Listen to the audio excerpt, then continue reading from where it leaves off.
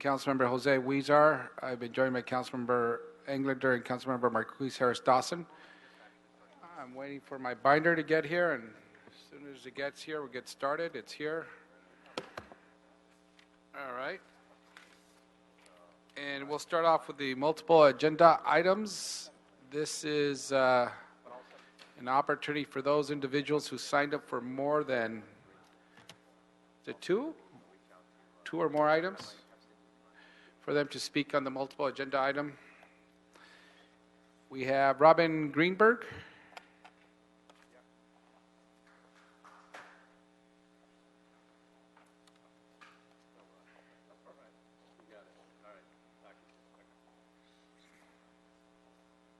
Welcome.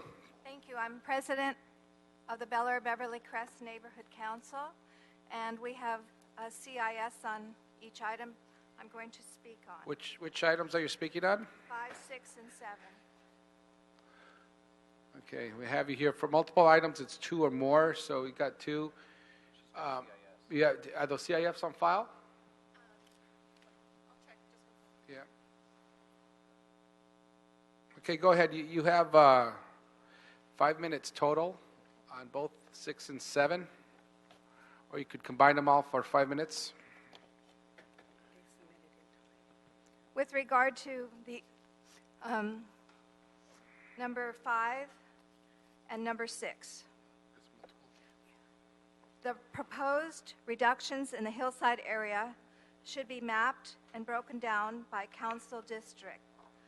The recent Planning Commission recommendations would create a further loophole of unspecified dimensions according to which any hillside areas within 1/2 mile of public transit stop, including bus stops, would now be made available. We'd like to say that reduce grading export, keep export limits per RE zones. Verification and validation of street widths through a basic investigation through BOE, Navigate LA, has marked some street widths inaccurately or not marked at all and have been found to be substandard. This means the difference of a street being standard or substandard, which greatly impacts total grading. Heavy-duty construction vehicles, mainly dump trucks and cement trucks, need to pay for the streets they damage with a fee levied per truck. There is no other known alternative to repairing the damaged and torn up streets other than the vehicles that are responsible for the damage to compensate for street repair. The slope banding provisions do not establish a clear cumulative maximum to cap the height of hillside structures at 36 feet as always intended in the hillside area. The number of hauling trips for each of the categories in a hillside area, where they are R15 category homes next to R20 and R40, is tantamount to a disaster. 2 or 3 projects or more have a cumulative effect on roads, many without even curbs, and present a serious danger to the health and safety of the communities. Substandard streets are riddled throughout the hillside area, creating access problems for months and even years, and in many cases where there are no alternative routes to get down from the hill. Doubling the number of dump trucks in an area like this is not responsible for many reasons. Health and safety first and foremost, but the condition of these roads is a minefield of ruts and potholes and asphalt that was never made for this kind of vehicle weight. Literally, the abusive roads created by 65 and 70,000 pound trucks for 700, 900, and up to 1,600 one-way trips is creating havoc in these neighborhoods. People don't get to and from work, school, or just shopping without running into long delays and complete infrastructure. And with regard to the number 7, the construction of the accessory dwelling units on substandard streets substantially impact traffic safety and parking. The new AB 2299 mandated requirement that ADUs located within 1/2 mile of public transit, including bus stops, do not need to provide off-street parking will greatly intensify additional parking demands on substandard streets. The department should study and address this issue. The prohibition of ADUs in special zones permitting horse keeping would also be eliminated. Section 12.24W44 covering large lots in RA, RS, and R1 zones would be deleted entirely. Thank you so much. Great. Thank you very much. Wayne? This is under the multiple agenda item. Is Wayne here? Okay, not here. Herman?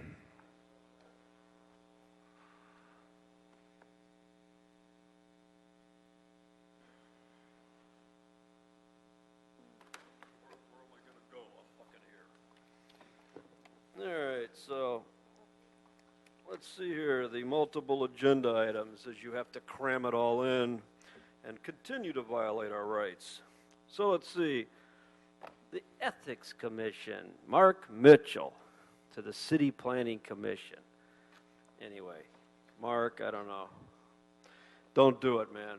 Don't join these people. All you have to do is look at them. There's supposed to be 5 of them. There's 4 of them. Mark Mitchell, do you want to deal with these people up here? 1, 2 of them have settled sexual harassment lawsuits with their staff. Mr. Mitchell, you don't want to deal with that? The other one, he could have, I don't know, 8 wives. I don't know. 2, I don't know. So say no. Wayne, Say no. Wayne, hold on. Can you hold this time? You know the rules in this committee. You are here at every meeting. If you could stick to any items pertaining to planning and land use in the city of Los Angeles, you have signed up for every item on the agenda. As long as you speak to one of those items, that's permitted. Anything else that is not on the agenda, please refrain. Otherwise, we would have to take your time. And Herman, if you could, Herman in the back, can you take your seat until we call you again, please? And let that be your first warning. If I have to warn you again about disrupting this meeting, we will have to ask you to leave. Thank you. Okay. And for the record, Mr. Herman's hands were up. Don't shoot. Now, we have the Hollywood Forever Cemetery. Yes. You know, they wanted to build the extra mausoleum. Cemeteries raise money by putting more folks in boxes. That's the way it is. And, you know, so we didn't pass Measure S. So yes to the expansion. Build the mausoleums up 20 stories. Don't just do it like 4 or 5. Make it a 20-story building like the Reef. Call it the Hollywood Museum Reef Project. Then that way, the Hollywood Museum and the Hollywood Mausoleum can give another $1 million to current price. That's the way to do it. That's the way we got to do it. And, you know, finally, people that are here, the only way you're going to win, there's only one way you win here. You got to pay off the councilman. That's it. Just pay off the councilman. Don't worry about all this legal bullshit. I know, I'm a lawyer. Just pay off these fucking scumbags. That's all you have to do. Herman?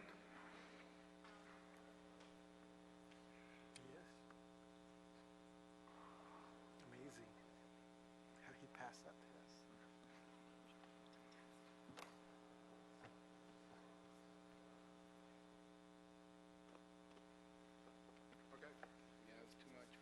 Such apprehension when the Director of Planning and oral status reports relative to the ongoing fucking development of the city's fucking planning policies and fucking work programs and fucking operations and fucking other items of interest are nothing of interest to you. So yes, I agree with Mr. Spinner's last comment. Now going to item number fucking 4.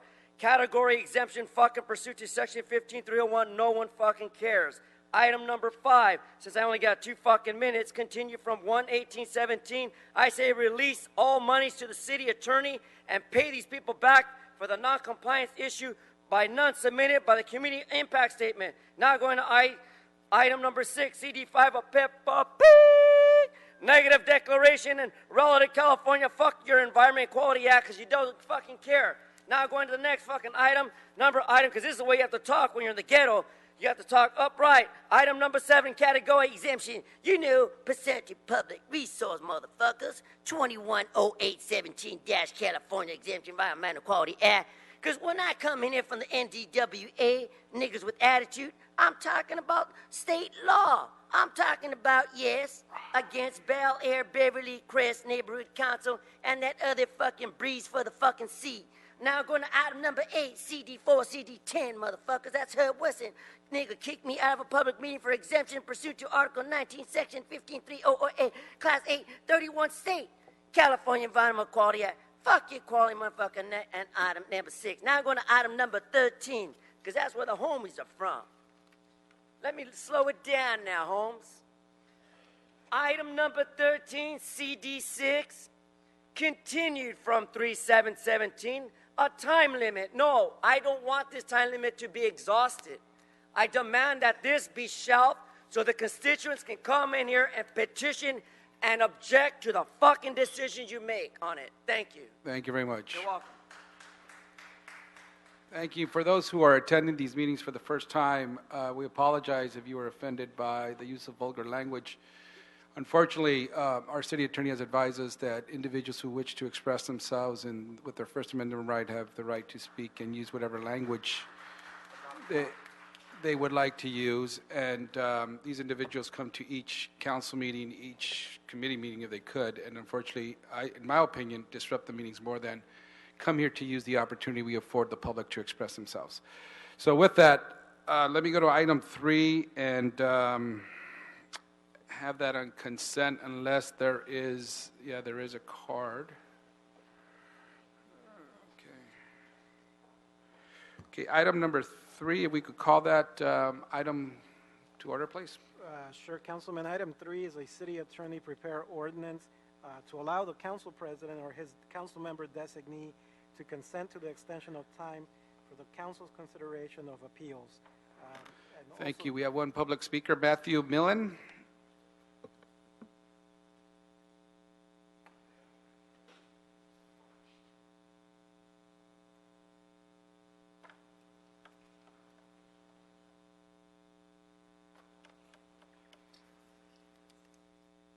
Matthew Miller, I think I put down the wrong one. I wanted to speak on number 4, the bootleg units.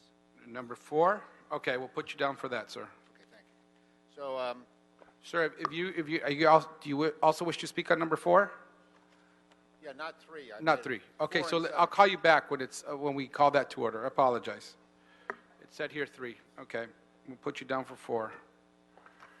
Okay, so item number 3 we'll approve without objection.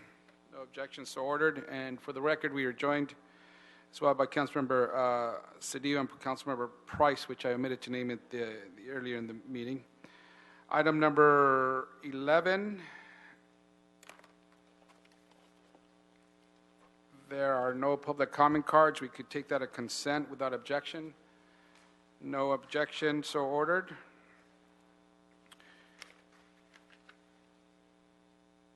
And we also have, I don't see the item for our general manager. Here, let's do that. Item 1. Can we do item 1 at this time? Report from our Director of Planning, Vince Bertoni. Yes, thank you, Chair Weezer, members of the Planning and Land Use Management Committee. Vince Bertoni, Director of City Planning.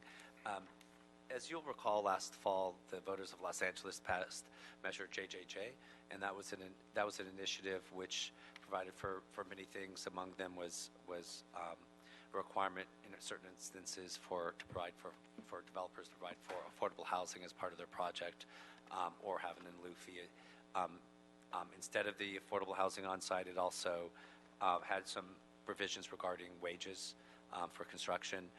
As part of JJJ, it also required that the planning department produce incentives for what they call transit-oriented communities, which was an incentive near certain mass transit locations that we had incentives to encourage additional housing and affordable housing in those areas. So what I'd like to do is have our staff come up and do just kind of a brief overview of those incentives. It required that we produce those incentives, circulate them for public review, and then bring them to the City Planning Commission for their recommendation prior to adoption. So what I'd like to do is have Ken Bernstein and Claire Bowen from our citywide planning to give you an overview of that. Well, great, thank you. Welcome. Yes. Good afternoon. Ken Bernstein. I'm Principal City Planner for Citywide Policy and Historic Resources, along with Claire Bowen, our Senior City Planner for Citywide Policy. I know we have a very busy agenda this morning, just a very quick overview of the Transit-Oriented Communities Guidelines. As Mr. Bertoni mentioned, Measure JJJ, in addition to having these affordable housing and labor provisions, which gained considerable attention around general plan amendments and zone changes, did mandate as well the creation of a new set of affordable housing incentives called the Transit-Oriented Communities Affordable Housing Incentive Program. We refer to them as TOCs. And the measure required that the Department of City Planning produce these new guidelines within 90 days of the new measure taking effect. That took effect in mid-December, and as a result, the department released the draft guidelines last week on March 13th. And the measure stipulated that the City Planning Commission provide a recommendation to the department on the adoption of these guidelines. We've therefore tentatively scheduled the consideration of the guidelines for the May 11th meeting of the CPC. The provisions for TOCs in Measure JJJ requires that the department establish new incentives for residential or mixed-use projects located within 1/2 mile of a major transit stop, which is defined under state law. Measure JJJ requires a higher percentage of dedicated low-income units than does the state and city's existing density bonus program, and therefore the provision of this measure within Measure JJJ recognizes that additional development incentives are needed to make this additional amount of affordable housing feasible. To be eligible for the TOC incentives, a project must provide the JJJ required level of housing affordability, which is about 38% above the density bonus requirements for affordable housing. And the approach the department took was recognizing this is not a one-size-fits-all approach, that we needed an approach that is really tailored to a complex city such as Los Angeles. And we have a 4-tiered recommendation, a tiered structure for these incentives, varying the development bonuses and incentives based on both a project's distance from transit and the intensity of the transit that is provided at those sites. And we've put in place protections as well for properties that have been planned for lower intensity growth or are already located in neighborhood level specific plans. And finally, just want to note that the TOC guidelines do not supersede existing regulations for historic properties such as city historic cultural monuments and historic preservation overlay zones. And to encourage quality design, the draft guidelines stipulate that under the TOC program, projects will be subject to design guideline review that allow for design review conditions to be placed on projects. We've begun briefing your offices on the new proposed guidelines since they are out for public comment over the next month, and we're happy to sit down with each of you individually to go over this in more detail or are here to answer any questions you may have today. Great. Any questions or comments? Well, thank you very much for your work on this. I know there's a big, long anticipated to get these guidelines, and we appreciate it and look forward to further, more broader discussion on this when we agendize this and implement in the near future. Okay, great. Thank you. Okay, item number 2. That could be read into to the record, please. Sure. Item 2, Councilman, this is a communication from the mayor and the Ethics Commission relative to the appointment of Mark Mitchell to the Planning Commission. Mr. Mitchell here. Welcome. Oh, welcome, Mr. Mitchell, and thank you for your willingness to serve on this commission. This is a commission that I think that will really have some profound impacts on the livability of the city and make some very important decisions from people's single-family lots to large development projects, and so we appreciate you willing to take the time to serve on this commission. If you could share with us your experience and your interest in serving on this commission. Thank you. I'm a lifelong Angelino, and I grew up here, lived on the west side, now live in Hollywood, have worked in South LA, went to school in the Valley, so I've been all around the city, and I'm excited with what's happening in the city as far as the growth and understand some of the challenges that are in front of us and how the City Planning Commission can be involved in understanding where the city's going and having the vision for the future. So it's my pleasure to be here. I'm excited by the opportunity. I currently serve as a zoo commissioner, so I do understand some of the processes around the city, working with city council and working on behalf of the citizens to advance the agenda of the city. Thank you. Any questions or comments?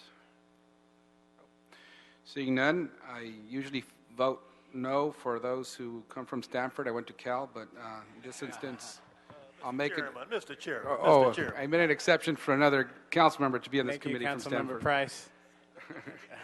We'll make an exception this time. No, Well, I thank you. appreciate and it, and I know. I won't hold it against you. Okay. Thank you so much, and we'll approve this item and send it to council without objection. No objection, so ordered. Thank you. Thank you. Item number 4, if that could be read into the record, please. Sure. Item 4, Councilman, this is a city attorney prepare ordinance to amend the Muni Code to establish a process to grant legal status to existing unapproved dwelling units in multiple family buildings. Okay. Staff here to present on this item, please.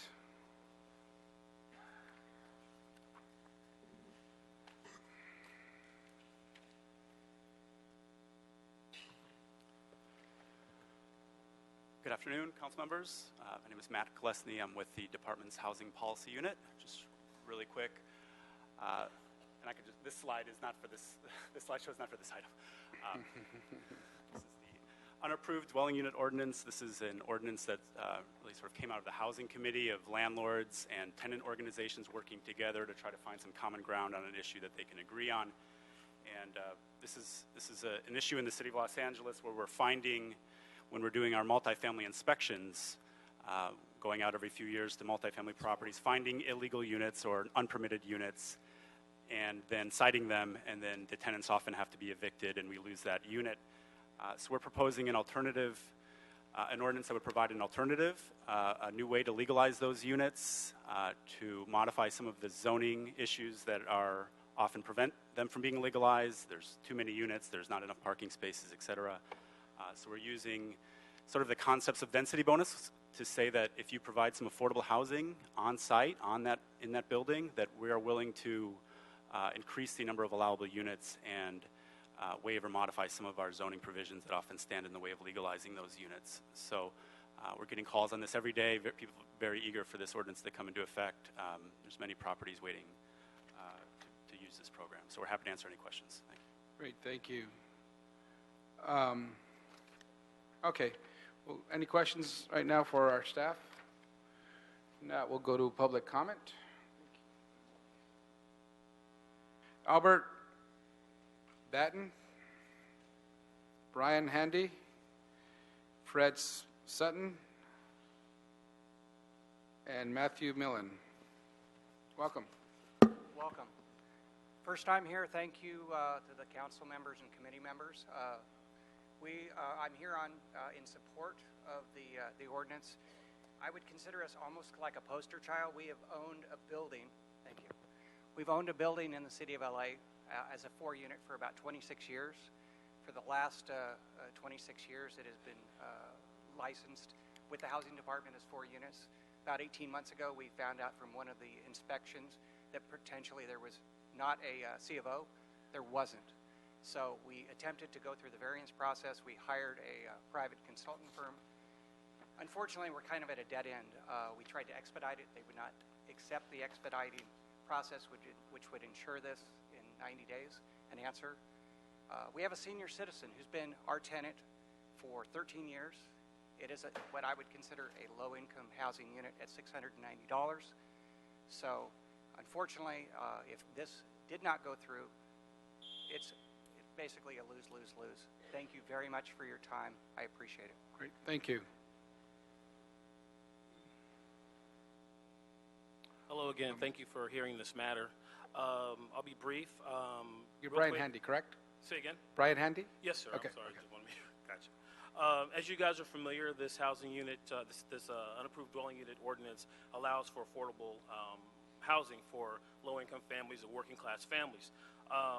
Personally, I moved to LA in 1995. Moved out here for film production. As you guys are familiar, film flight left LA. Production left LA because it wasn't affordable, and a lot of those productions are never coming back. Same as with these families that are leaving. I fell into education because I needed a job. I've been teaching since 2002. Short end of the stick is this: a lot of my kids in my classroom have to leave because their families can't afford. So we need to keep our kids here. It helps with money for our school district teachers, as well as, we also were having issues with public schools being on the docket from a national level. So we need to keep our kids here, our families here, and the UDU is something that we can use here in LA. Thank you so much. Thank you. Hello, my name is Fred Sutton. I'm here on behalf of the Apartment Association of Greater Los Angeles. We all know we're in a severe housing crunch, and we should not be losing these habitable units. We thank the city for moving this item forward, as it's long overdue. However, we do believe the covenant, the 55-year covenant, will deter people from coming forward, and believe it should be either reduced or removed. If it's not going to be reduced or removed, we respectfully ask that there's a report back in a year to see where we are with these voluntary compliance and efforts. We want people to come forward, and we do not want to be losing these units to other uses, such as laundry rooms or expansions. We hope for city flexibility and review in a year forward if there is not a reduction in the covenant. Thank you. Thank you.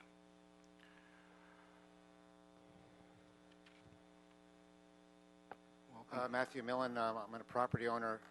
I don't have a unit would be convertible right now, but I think you should change the effective date to today's date rather than the December 15 date. And I think you should remove the 55-year covenant. And if you don't do that, I think you should bring this back in a year and look to see how many units have actually been converted. Thank you very much. Thank you. Thank you. That ends public comment on this item. To staff, is there any report back provision in this that we can see what the outcome has been in this policy change in the near future, or should we ask for one if we don't have one in there already? Sure. Matt Kolesny, City Planning. There's nothing in the ordinance that talks about a report back, but I think that is the direction that we can hear from the council, and we'd be happy to come back. How long do you think is a good time to effectuate the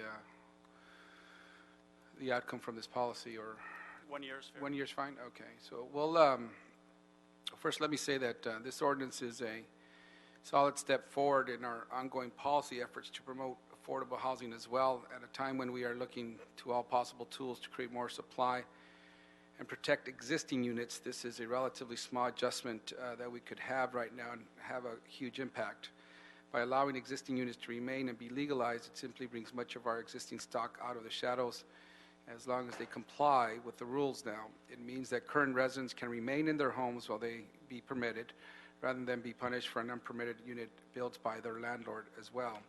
At the same time, we can harness this opportunity to secure additional affordable units and have these new units as incremental.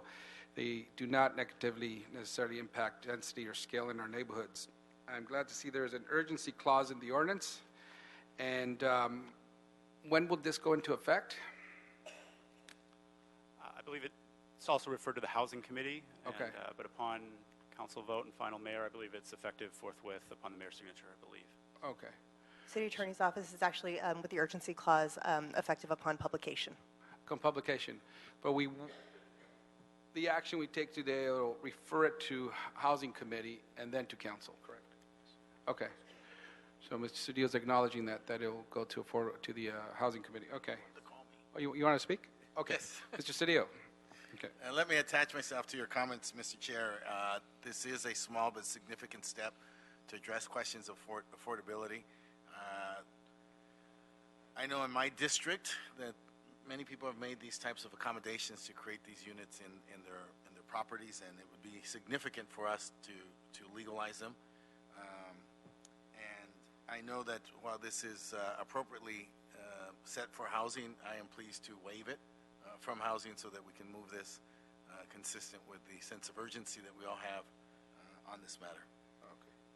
Great. Thank you very much, Mr. Cedillo. So we'll take that into account and approve this item with a amendment to have a report back in 1 year on the impacts that this policy has had, any proposed changes that should be made as recommended by planning staff and housing staff, should we need some in a year from now.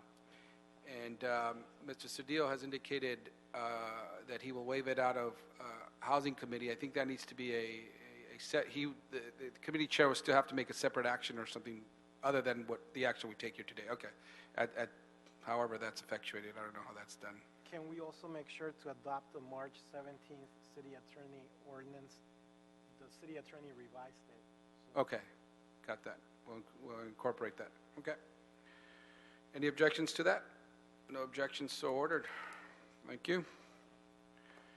Item 5 and 6 we will take together.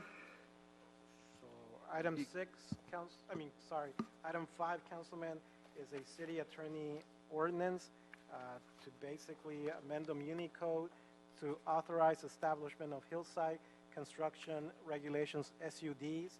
And number 6 is the zone changes needed to effectuate that SUD in the Bel Air Beverly Crest community in Council District 5.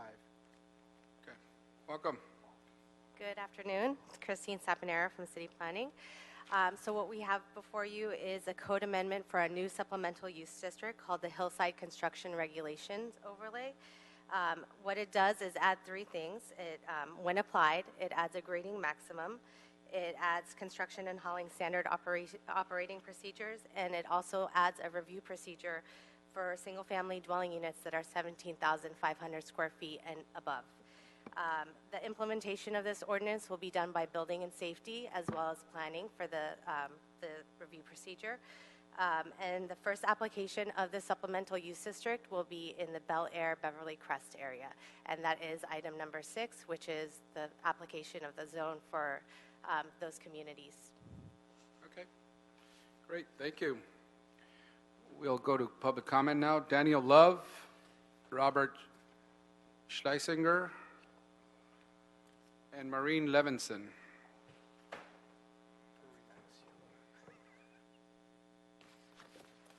Good afternoon. Thank you. My name is Dan Love. I'm here representing the Bel Air Association and the Bel Air Homeowners Alliance. We're here in favor of the new Hillside construction regulation. This ties into our interim control order and will enable us to at least begin to put some boundaries around some improved safety and security for the neighborhood, which is a large neighborhood, basically from Beverly Glen to Sepulveda. In addition, it will also continue to give us some limits on the amount of digging and hauling. And as I've mentioned many times here before, over 1 million cubic yards of soil has been removed from the Bel Air Hills. I'd also like to thank Christine and her staff for the hard work over a long period of time to get this to your committee today. So I encourage you to approve it today. Thank you very much. Great. Thank you.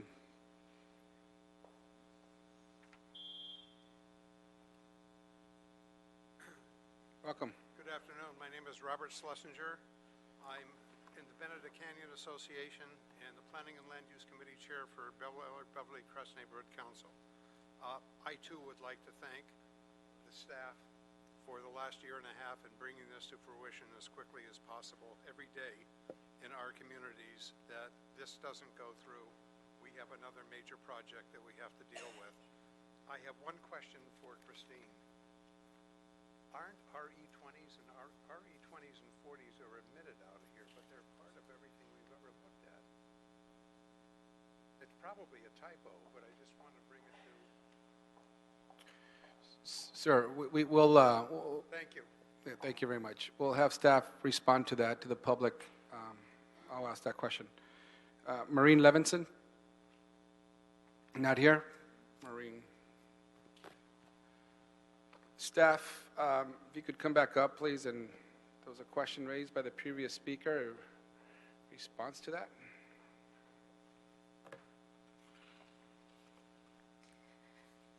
Christine Saponara. So the bounded area that we used was exactly the bounded area used by the interim control ordinance, which is the area wholly within Council District 5. And that area did not include any properties that were zoned RE20. There were RE15, RE9, and those were included as zone changed in item 6. Okay, gotcha. Thank you. We also have with us Faisal Al-Sadi from Council District 5, Councilmember Koretz's office.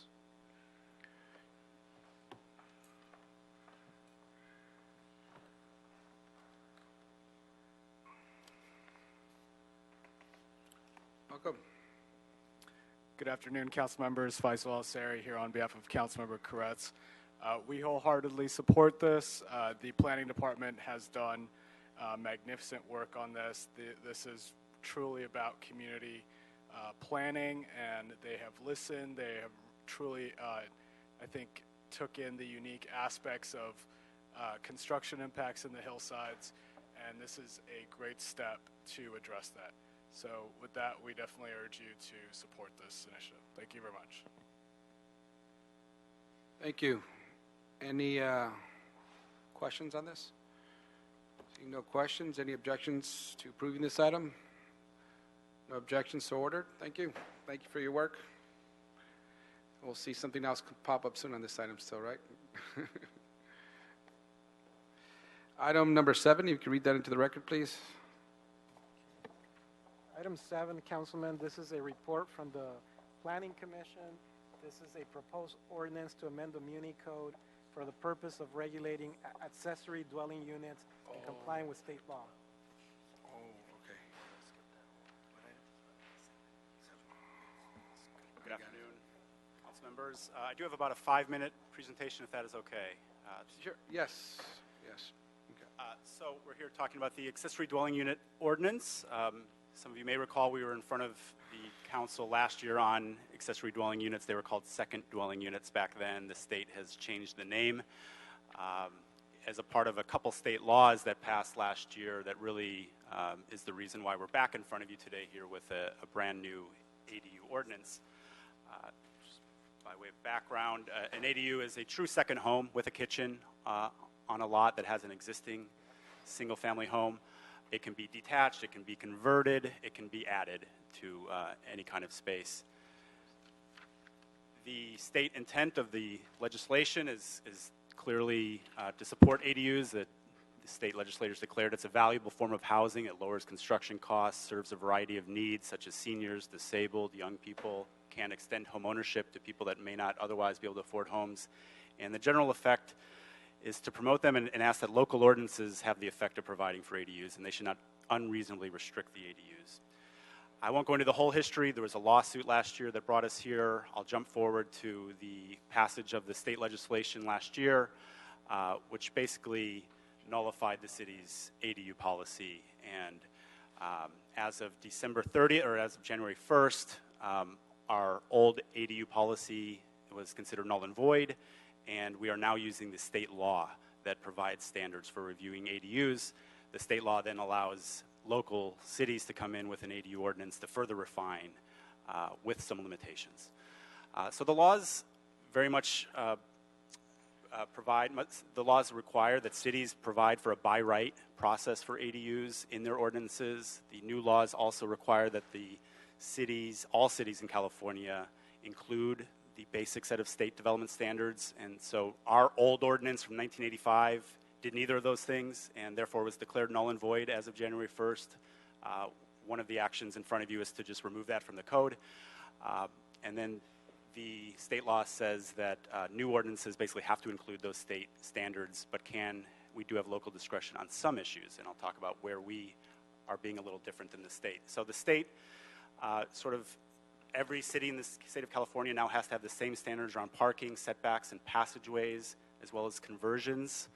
I won't go into the details, but these are areas where we don't have discretion. All cities have to follow these rules for these issues that were big barriers in many cases to building ADUs. This is the latest data. Since the new laws come into effect in January 1st, we've seen about 312 ADU permit applications come in, which is an increase from where we were before under our old rules. We think a lot of this is pent-up demand for folks who weren't able to build their ADUs before and now are able to. Vast majority of those are conversions within existing space and not new construction, which we found interesting. Our ordinance in front of you takes the state law and does a couple other things, adds to it. And one of the main things that we heard from council is a concern about size, the size of ADUs. And so we've put forward a proposal that limits the size of ADUs to 50% of the primary residence, up to a maximum of 1,200 square feet. And then at the same time, we've placed a floor allowing everybody to at least get a 640 square foot ADU, even if their main home would not otherwise allow for that using the 50% rule. So we think this provides some flexibility and allow homes to get bigger, but also stay proportional with the main home.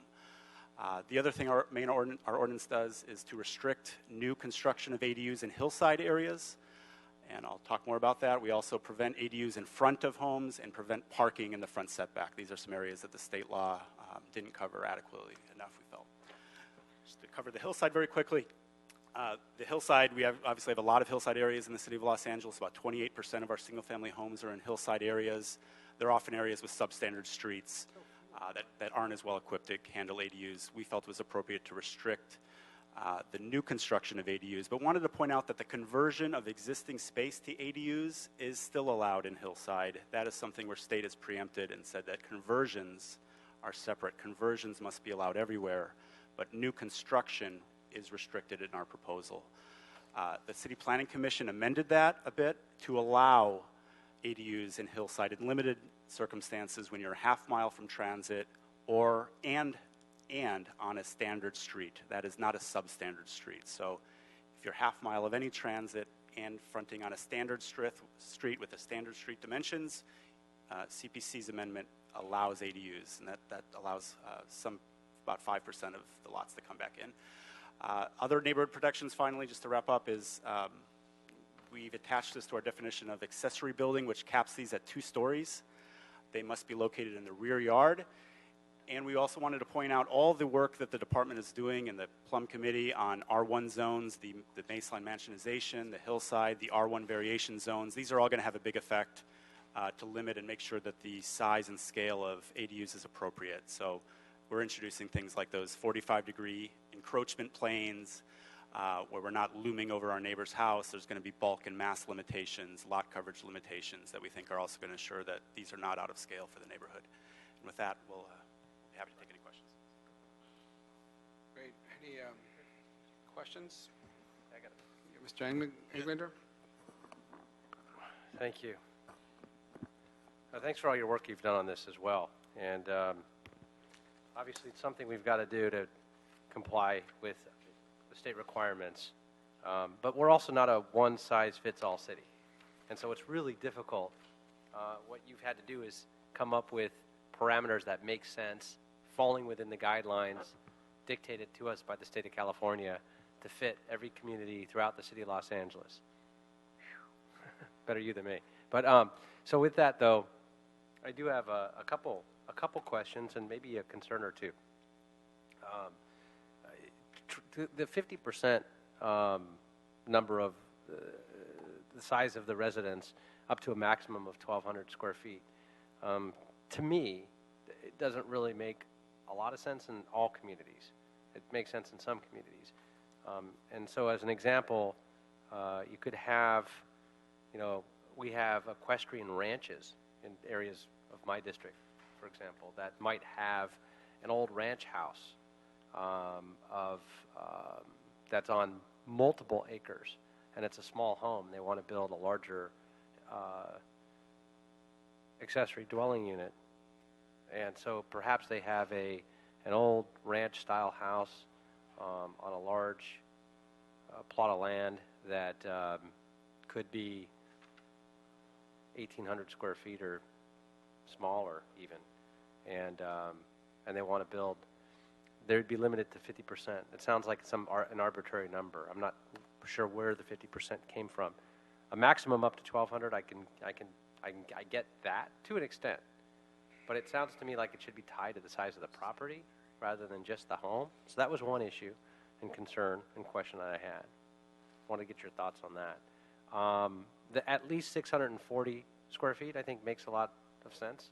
I don't know where the number came from, but it sounds like anything smaller than that, the cost of construction anyway at that point would be moot. I mean, you might as well just go to Home Depot and get a temporary shack at that point. So 640, I think, I don't know where that came from, but it makes sense, I think. The capped at 2 stories, I didn't understand the capping it at 2 stories. I think it would make sense to cap it at depending on whatever the height was for that zone. And in some zones, it's 45 feet in most.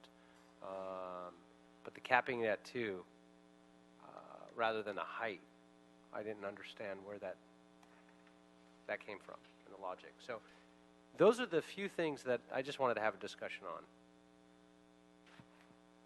Well, I'll start, Councilmember. Okay, thanks, Again, Ken. Ken Bernstein with Department of City Planning.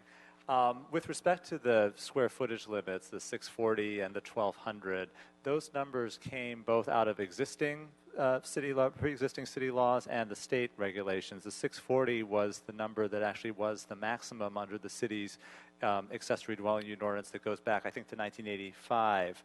So that's a number that's been in the city codes all along. That's now a floor, not the maximum. Right. So you're allowed to go above that, but that's where the 640 was established. The 1200 is specifically memorialized in the current state law as the maximum permitted square footage under state law.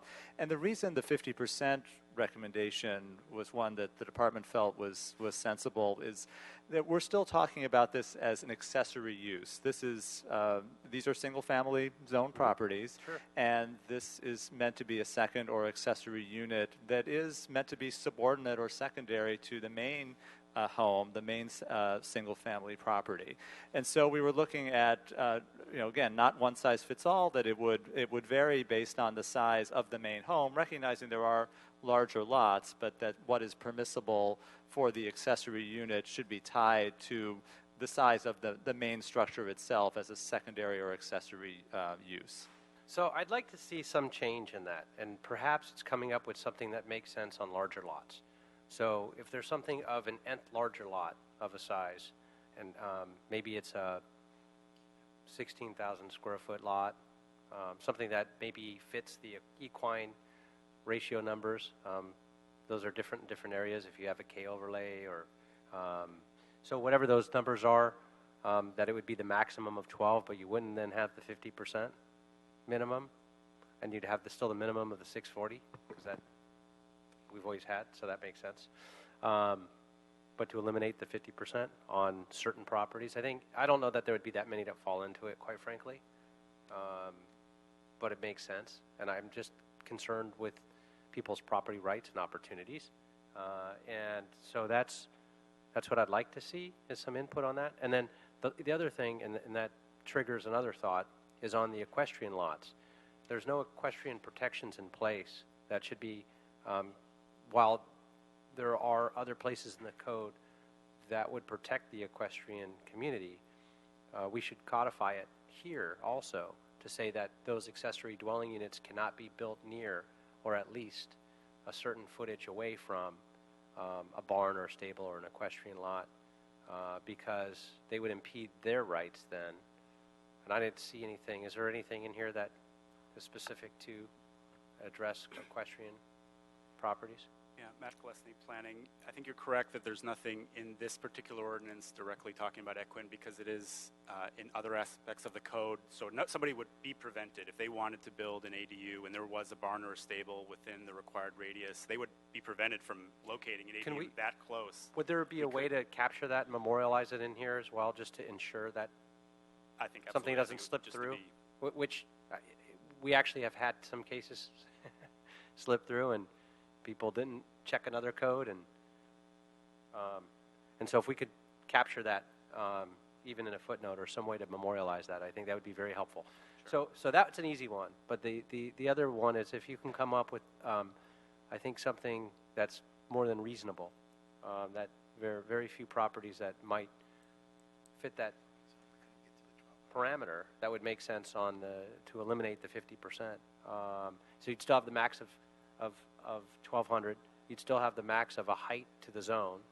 I don't get the two-story thing, but I mean, if you're in a zone with 3 stories or 45 feet, and you can build 3 stories, the interior to me, the exterior doesn't have to match the interior. So the height is everything. So that's what I throw out just for discussion to my colleagues as well. And I really appreciate your input. I think we're incredibly close to finalizing this with those minor tweaks. Mr. Cedillo? Yes. I think it's always amazing when we try to solve problems in the city and then we forget. For example, we have these equestrian areas or these hillside areas. It's a fascinating city to try to make policy that's one size fits all. It simply doesn't work that way. Mr. Englander, I think there should probably be something fully exempt for the equestrian communities, because it's a different reality than exists clearly than the realities that I observe in Alvarado and Wilshire or other places in my district. To that, though, I do have an amendment on the ordinance that would move the maximum size from the 640 square feet to 900 square feet, leaving in place or 50% of the total area, excluding garages of the existing city family dwelling unit up to a maximum of 1,200. I think that's probably more realistic and more functional within the city, and it leaves also that we put the two-story height.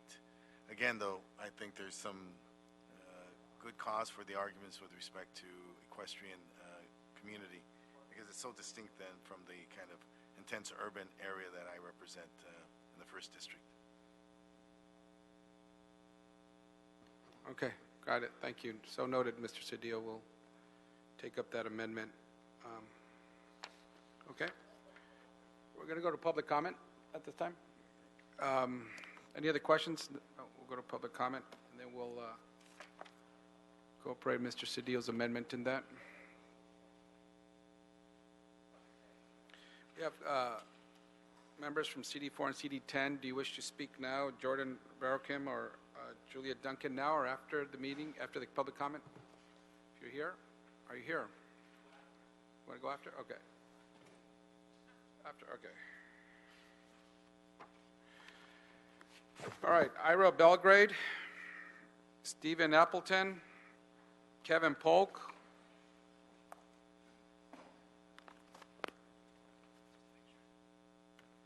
Ira Belgrade, CD4. I am now the first person in Los Angeles to permit their unpermitted accessory dwelling unit under our new state laws. And I'm here to say once again, our city doesn't need any ordinance. State law works fine. And my just under 1,200 square foot ADU is proof positive that smaller lots can support them without any issues. I've asked the city council repeatedly to come see it for themselves. I got the mayor's office to come see it, and so did Business Insider, who profiled it last week in an article about ADUs that you have in front of you. Now I ask you this, would you go to a doctor who'd never been to medical school, or hire a lawyer who'd never been to law school? So how then can you pass an ordinance limiting the size of an ADU when you have never seen nor studied the city's prime example of a 1,200 square foot ADU on a smaller lot that works? I have 2 words for you: field trip. Thank you. Thank you.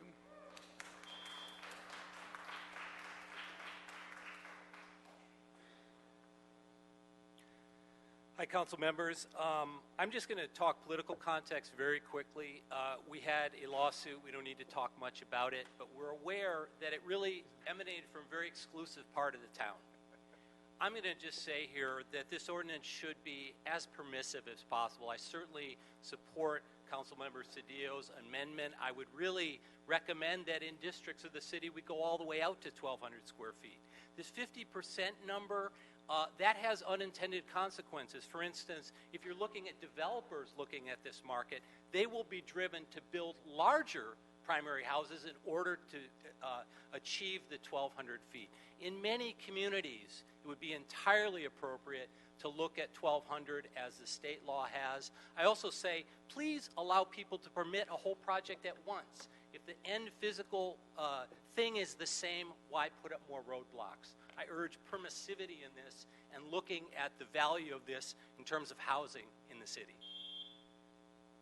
Thank you. Kevin Polk, Dennis Thurman, and Carl Welty. My name is Kevin Polk. Thank you for the opportunity to speak in favor of adding language including movable tiny houses to the accessory dwelling unit ordinance you're considering. In a county where 13,000 people a month become newly homeless, and a city where more than half of us can't afford the cost of housing, Los Angeles should consider affordable housing options that other communities are already using.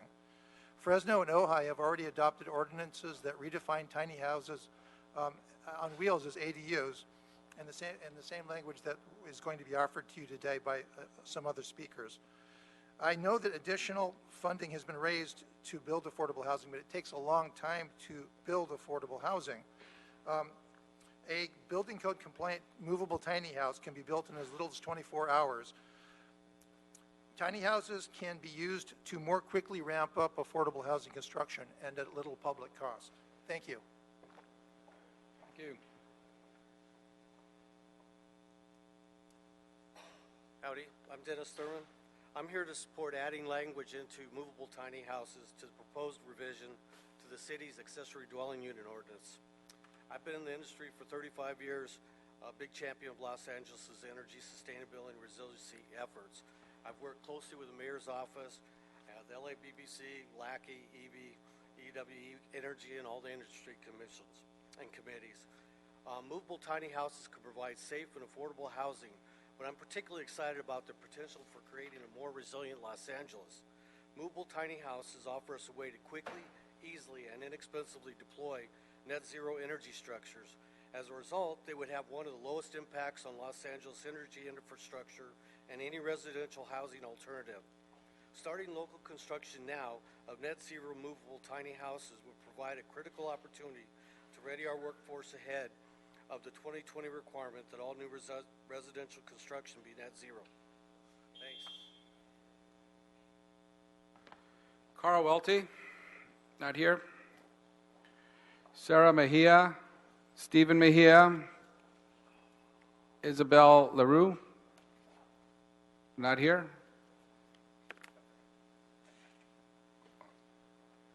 I am.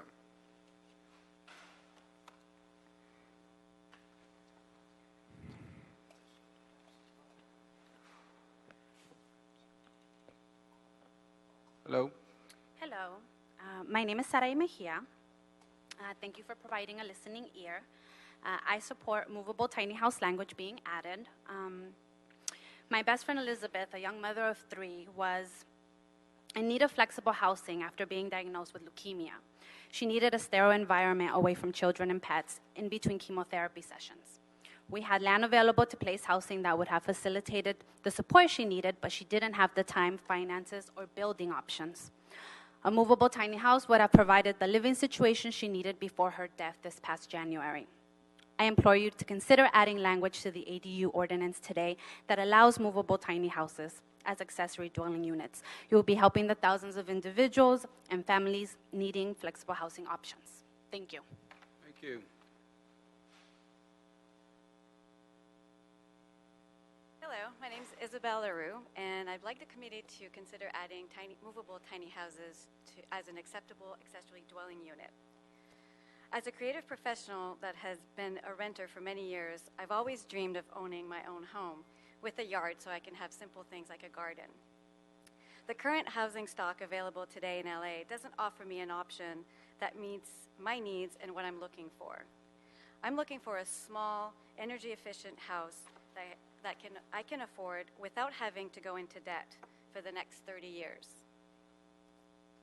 Having movable tiny houses approved as ADUs would give me a viable option to become a homeowner and also allow me to continue pursuing work that I'm passionate about and allow me the flexibility to move as needed to continue pursuing this work. Thank you. Thank you. Teresa Baker, Cesar Aguirre, John Coulter.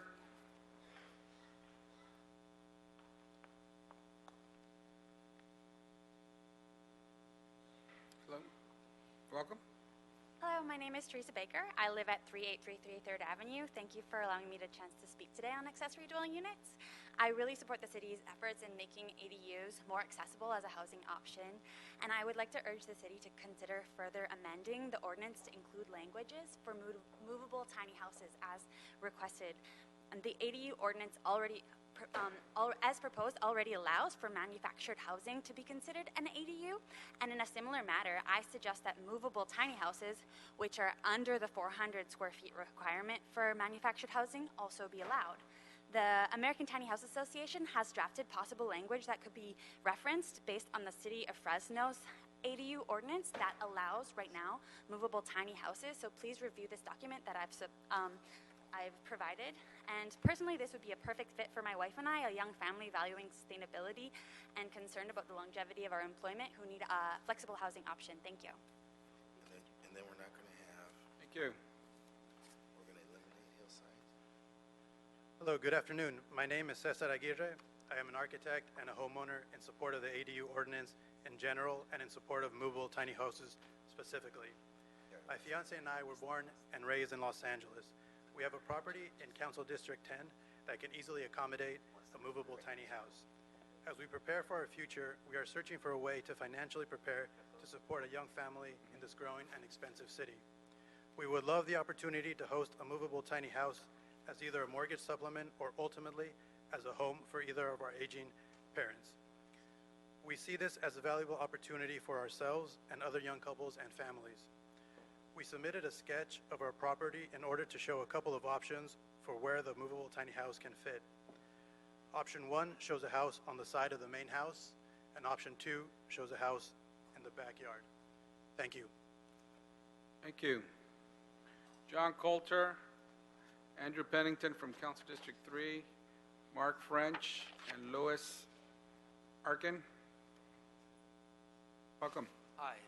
So I think it's a big leap to automatically assume that ADUs in hillside areas are necessarily wrong without some study. And in my many conversations with the planning department, I get the impression that they didn't really study it. Like, do we actually know if the baseline hillside ordinance is properly governing ADUs in hillside or not? Only 13 have been built since 2003. Do they contribute positively, negatively, or anything to the hillside areas? I think we should look at that. And second thing on the size. So I live in a 1,200 square foot house. My neighbor built a house in the 90s after they tore down their bungalow that's 3,000 square feet. I can build a 640 square foot ADU, and they can build one that's 1,200 square feet, even though they're two houses down on the same size lot. Thank you. Hello, my name is Lois Arkin. I live in the Los Angeles Eco Village, about 3 miles west of here. I represent a nonprofit organization called CRISP. We've developed over 50 units of permanently affordable housing, and I'm here to advocate in favor of ADUs on wheels. And 600, I'm going to tell you, 640 square feet is way too much for a minimum. If you and everyone here would kindly take the ecological footprint quiz so you can find out how many planets it will take for us to live the way we do here today. 500 square feet is about the maximum that any one person needs. And I've known families of 4 that live very comfortably in 500 square feet. This is a little bit different than the memo I submitted for your review, but I feel quite strongly about this. Thank you. Thank you. Good afternoon, council members. Andrew Pennington with Councilmember Blumenfield's office. I just wanted to come up and speak on behalf of the council member today. One of the issues that has come to the fore for our office has been how we treat our large lot properties, our residential agricultural properties, especially in light of animal keeping and horse keeping, and how we best allow those rights to continue with the advent of second dwelling units in those areas. So what we're asking for is consideration of where the siting for those type of units for ADUs on those type of properties is put so that it doesn't impede on the ability for those property owners to continue to have horses or bring horses in after the fact, or animal keeping of any nature in that area. So we appreciate the comments that Councilmember Englander has had, and we would like to see the department come back with further clarification and protections for those properties. Thank you. Hello, my name is Mark French, and I live in Los Angeles. I thank you for the opportunity to speak today, comment. Southern California is faced with many environmental and sustainability issues. Net zero, smaller net zero, sustainable accessory dwellings and accessory dwellings on wheels could be an important component in addressing some of these problems. And right now, homeowners are allowed to have RVs which are not attractive, whereas a lot of smaller accessory dwellings could be made attractive, much more attractive than RVs that people are allowed to park in their driveways and such. And so I'd like you to consider people being able to live in smaller accessory dwellings on wheels that are portable. Thank you. Thank you. Amy Turnbull, Will Wright, Helen Lung.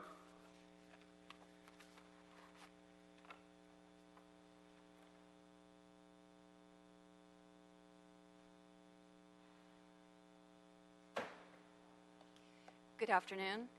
Thank you for the chance to speak today in support of accessory dwelling units. As Vice President of the American Tiny House Association, I volunteer nationally to help promote tiny houses on wheels as legal dwelling units. As a planning graduate of California State University and a 30-year resident of Sherman Oaks, I am informed and aware of the need for more affordable housing in our great city.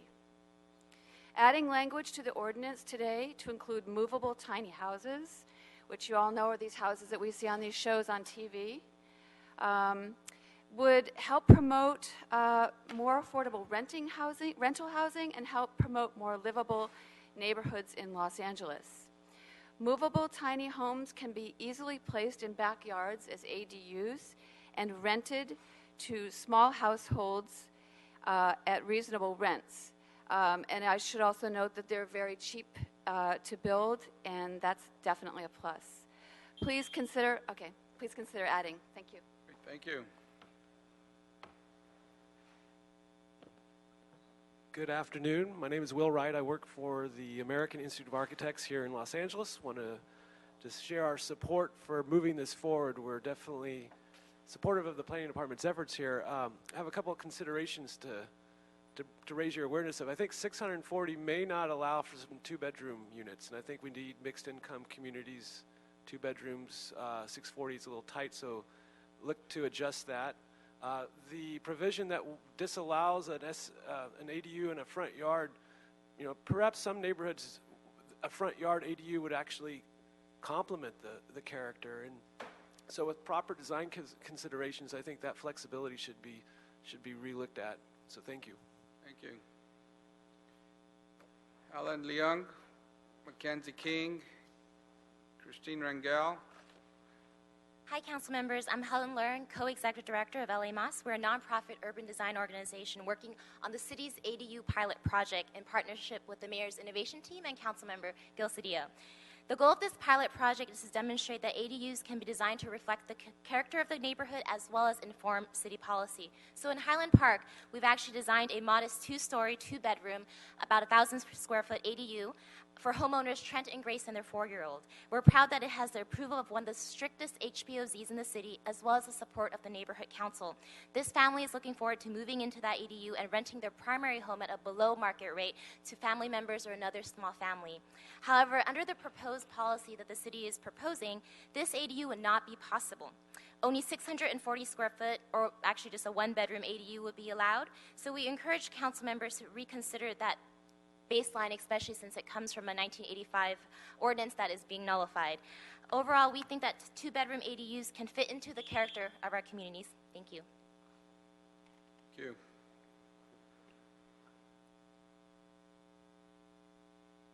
Good afternoon. I am Mackenzie King, and I work in architecture and a resident of Los Angeles. My firm has submitted a more comprehensive letter with our full set of comments. We've had many clients who wanted to add an additional dwelling unit to their residence. However, so far we've not been able to comply with the original regulations. We're very supportive of this effort to update and improve the ADU ordinance. We believe that more ADUs are needed in the city. However, the proposed ordinance falls short because new accessory dwelling units should also be allowed as part of plans for new construction, not just applying to existing single-family dwellings. This is the best time to plan for parking and locations of the units when you're in the design stages. We strongly suggest the city consider amending the proposed ordinance to promote flexibility for different community needs if a citywide policy is the path forward. Thank you. Christine Rangel here? No? Yeah. Carla Hall? Charlie Mims? Caro Torosian?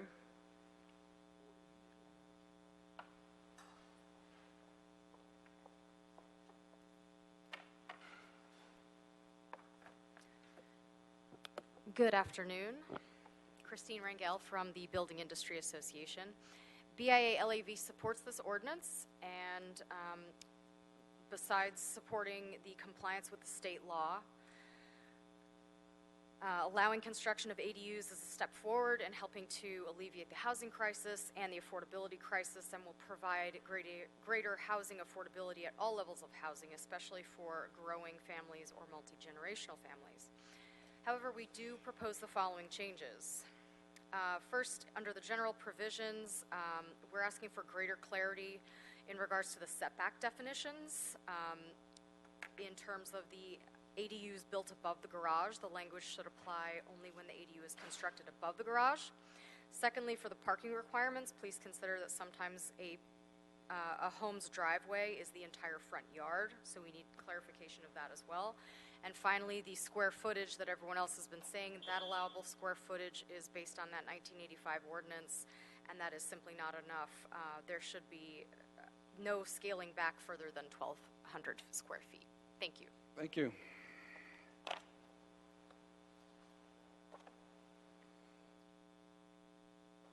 Good afternoon. I'm Carlisle Hall. Los Angeles Neighbors in Action strongly opposes the proposed ordinance. And I thought some of the ideas that some of the council members suggested earlier were interesting and certainly worthy of some further study. But what that needs to be taken into account is what these second unit permits are is ministerial. So there's no discretion to turn them down if they are inappropriate or severely impact the surrounding neighborhood. And also, one size doesn't fit all. What may work in one council district in one neighborhood doesn't necessarily work in another one. So they need to be customized to the different neighborhoods. And thirdly, they all need some study and they all need some data, particularly in relating to the impacts on individual council districts. So you should strip out the proposed changes that the Planning Commission is recommending, except for those that are mandated by state law and approved. Thank you. Mandated changes. Thank you.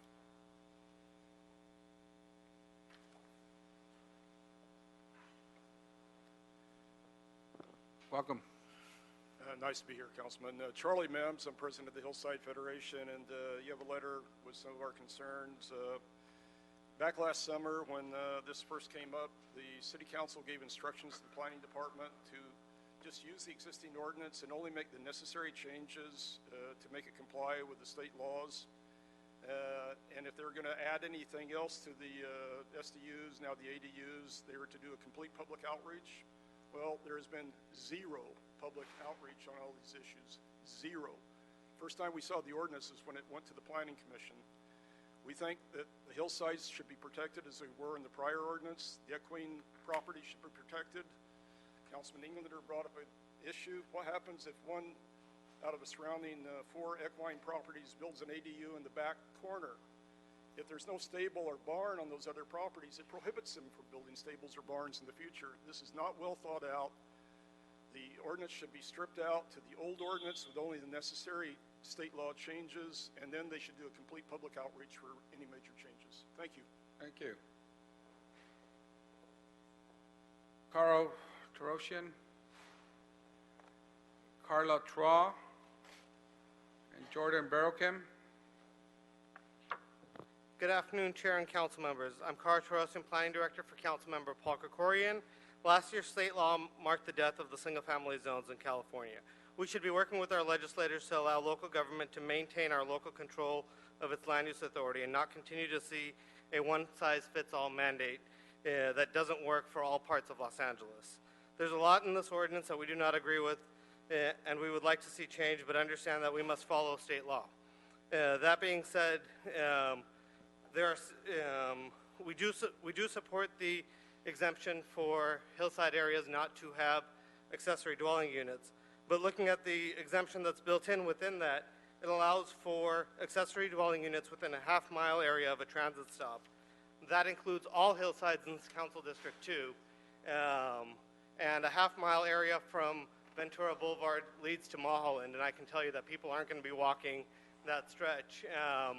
So we should actually amend this to, and that's to allow for that would allow for accessory dwelling units on red flag streets. That would allow for high fire area zones and hillsides that have proven to be unsuitable for development right now. What we need to do is amend this ordinance to read for Section 2, Subdivision 32B5, that no accessory dwelling units shall be permitted on parcels located on hillside areas, and change the definition to the more expansive areas for hillsides as opposed to the more limited areas for hillsides. Thank you very much, council members. Thank you.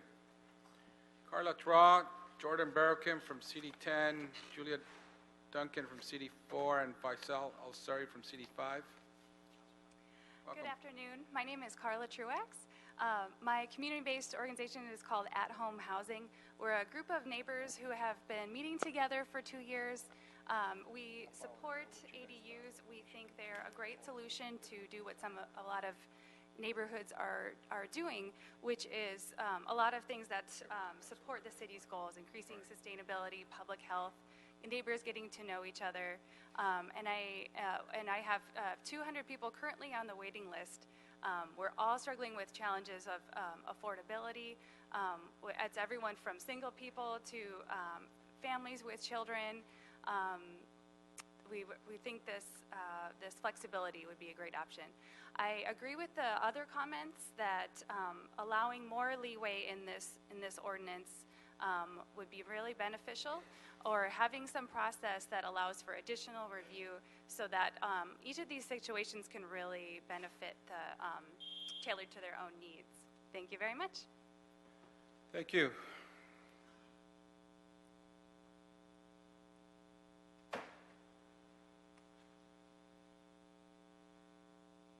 Good afternoon, Jordan Baruchim from Council President Herb Weston's office. We appreciate the Department of City Planning moving so quickly on an ordinance, but we are concerned that maybe we are moving a little bit too quickly. We would, as directed by Council, we would ask for a comprehensive, open, and transparent review process, and we request that the committee revise the recommendations as closely as possible to reflect the January 8th, 1985 ordinance and subsequent 2003 ZA memo, while also instructing department to conduct a comprehensive process that Council directed them to do so before submitting or suggesting any further changes. And just to touch on a few of those points, it was a minimum lot size should be increased back to 7,500 square feet. The maximum floor area should not exceed 640.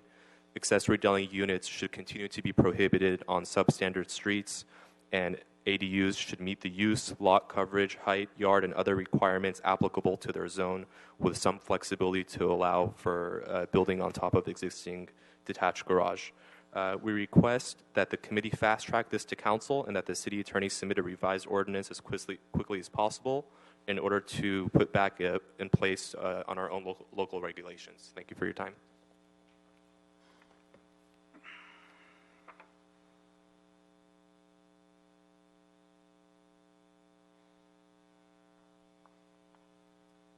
Good afternoon, Council Members. Julia Duncan, Councilmember Rue's office.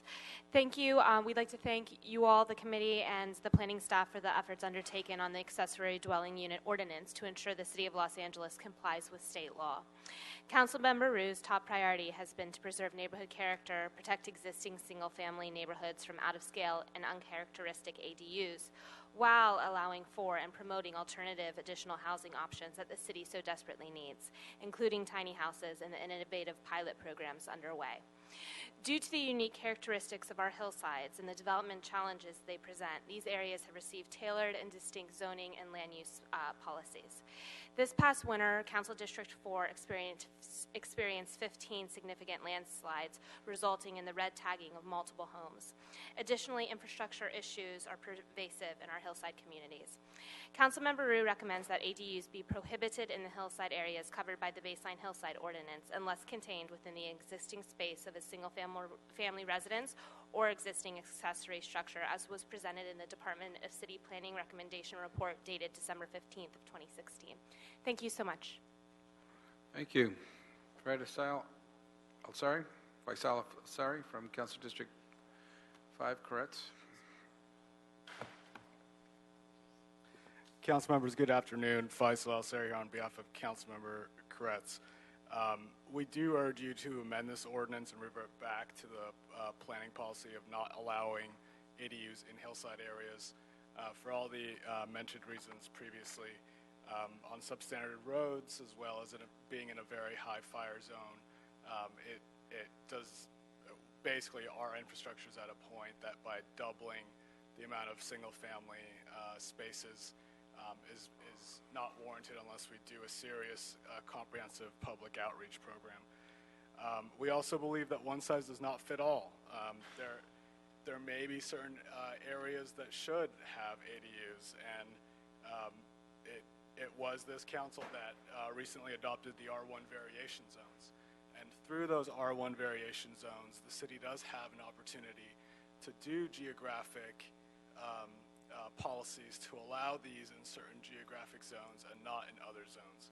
So, for example, you could have R1 V2-ADU plus, and you could have that plus be up to 1,200 square feet. You could have R1 V2-ADU standard or no ADU. So we definitely urge looking at that to kind of address the differences in the city and all of the differences in kind of our geographic areas.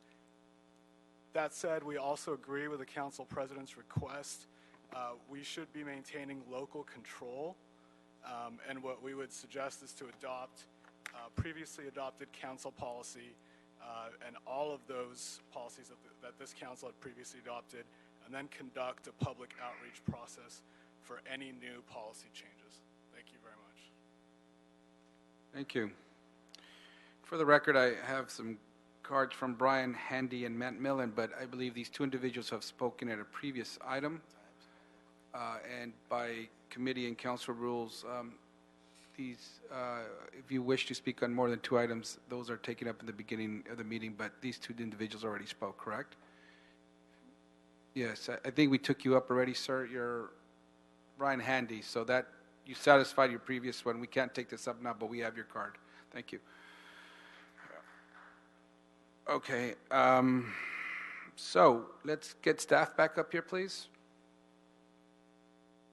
Are there any further questions from committee members on this item?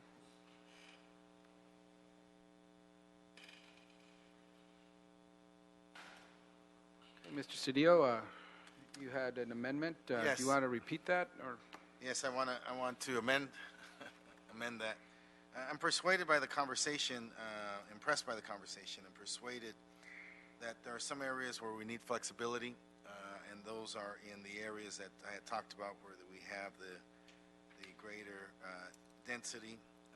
We had a pilot in our district, and we had a successful experience at 1,000 square feet, and my proposal would not even permit that, and so I don't want to undermine what we know has been a success. So rather than 900 square feet, I want to give us the option to go up to 1,200 square feet. Okay. Okay. The rest of my amendment remains the same. All right. So with that, we will, without objection, approve these items with some following amendments. First is the amendment made by Mr. Cedillo that we will amend the new subdivision 32C1 of subsection A of section 12.22, which will state the following: detached accessory dwelling units are allowed a maximum size of the larger of 1,200 square feet, or 50% of the total floor area, excluding garages of the existing single-family dwelling unit. And detached units shall not be greater than 2 stories. Yes, Mr. Englander. And then if we can go back also for staff's recommendation, on their recommendations on what I brought up as well, to see what we came up with. Okay. Staff? Claire Bowen, Senior City Planner, City Planning Department. So we're recommending that on larger lots that are basically zoned RA, that are larger than 17,500 square feet, that they're be allowed up to 1,200 square feet.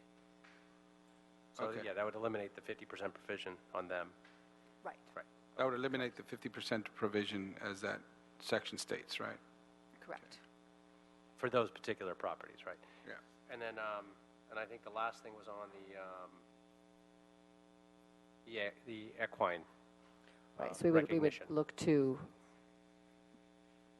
modify the language in the ordinance to ensure that future animal keeping that might occur on any of those sites is not impeded by the addition of an accessory dwelling unit on an adjacent parcel. Yeah, and when the language actually comes back in form and fashion from city attorney, that we could just make sure we recognize it's not just licensed horse keeping properties or ones that have a licensed horse, but actually horse keeping properties. Yeah. I think we also need a clarification on Mr. Cedillo's amendment as it relates to state law, the 50% and the 1,200. And Steve Blau is here from the Office of the City Attorney. Yeah. Good afternoon, committee members. Steve Blau, Deputy City Attorney.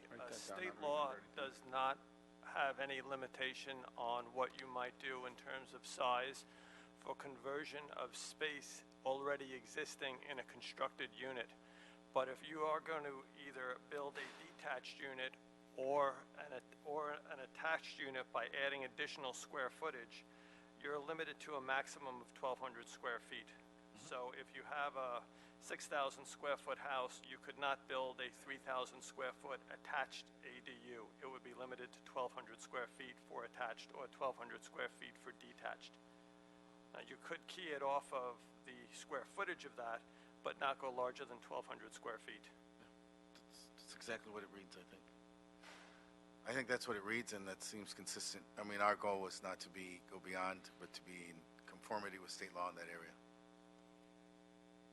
Okay. Planning matter, we heard for the attached, the language we heard of this be the larger of 50% of the floor area or 1,200, whatever is larger. And so in some cases that could be beyond 1,200, but if the intent is to keep a cap of 1,200, we understand. Yeah, that's the intent. So we'll incorporate that into the motion for CD1. And we'll incorporate the 2 items brought up by Mr. Englander into the motion as well. And we also want to instruct the planning department in consultation with the city attorney to develop language to allow for movable tiny house to be considered an accessory dwelling unit.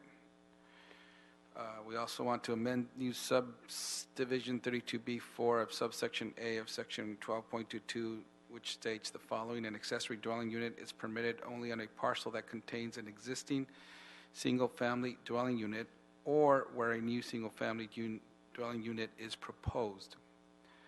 Also amend subdivision 32B5 of subsection A of section 22.22, which states the following: no accessory dwelling unit is permitted on parcels located in hillside areas as defined by the hillside area map per Municipal Code 12.03. And number 4, we need to refer the item to city attorney to form a legality review. And further move that the Department of City Planning, in consultation with the Bureau of Engineering, be instructed to report back on the number of parcels impacted by prohibiting an accessory dwelling unit on a parcel located in hillside areas, except in instances where the parcel is abutting an existing built standard roadway as an alternative to being within 1/2 mile of a transit stop. That's a report back, that final. Any further questions? Okay. Any objections to adopting this with those amendments? So moved and so ordered. Thank you. Thank you very much. Okay, and item number 12, being that we have a number of items still to consider, and we would like to continue this item to April 4th, 2017. Item number 12 will be continued to April 4th, 2017. Okay? And we could quickly take up 9 and 10, then go to 8, and then 13. That's the next order here. So on item number 9, can you read that into the record, please? Sure, Councilman. Item 9 is a draft ordinance being transmitted by the Planning Commission. It's to expand the Hollywood Forever Cemetery, and this is located in CD 13. Thank you. We have the gist of this item. I think, let me see if there are any questions or comments from staff. If they're not, we'll, but I think we're okay with this. One second. Any questions? I mean, from our committee? Any questions on this item? Okay. Yes, Mindy Nguyen with City Planning. Staff would like to introduce a technical Yeah, okay. If you could just introduce a technical... correction. To remove condition 4A from the public benefits compliance conditions and to add it as a new condition under the site plan review conditions and to renumber all subsequent conditions of approval from the environmental conditions onward. Okay. And those are all technical? Yes, correct. All right. We have the applicant representative, Donna Tripp.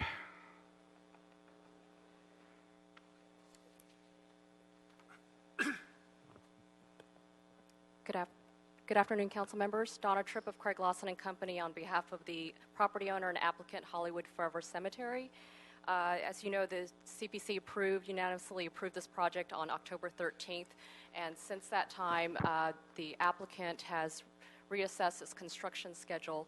The project is comprised of 2 mausoleums, a 5-story larger mausoleum on Gower Street in the northwestern corner, and in the southeastern corner, a smaller 350-square-foot single-story addition to an existing mausoleum. They are seeking to pursue construction of the smaller mausoleum first, and so we are respectfully requesting some clarifications to the T conditions, the BOE conditions, that would make it clear that fulfillment of certain conditions are tied to the construction of specific mausoleums. For example, there's a condition for the planting of 22 street trees on Gower Street that wouldn't be required until the construction of Gower Street occurs. So those clarifications were introduced to you all via a letter submitted to the clerk on Friday, March 17th. And additionally, we're also requesting the deletion of T condition for improvements along Santa Monica Boulevard. The requirement would impact existing structures, historic elements of Hollywood Forever, as well as mature landscaping. Great. Thank you. Were those items in conflict with anything, the approvals with this? The items brought up by the applicant? Is someone here from Council District 13? And this is Blake Lamb with the Planning Department. The modifications requested by the applicant do differ from the conditions as approved by the City Planning Commission. Yeah. But planning staff has no concerns regarding those changes. Okay. Chris Peter Robertson from Council District 13.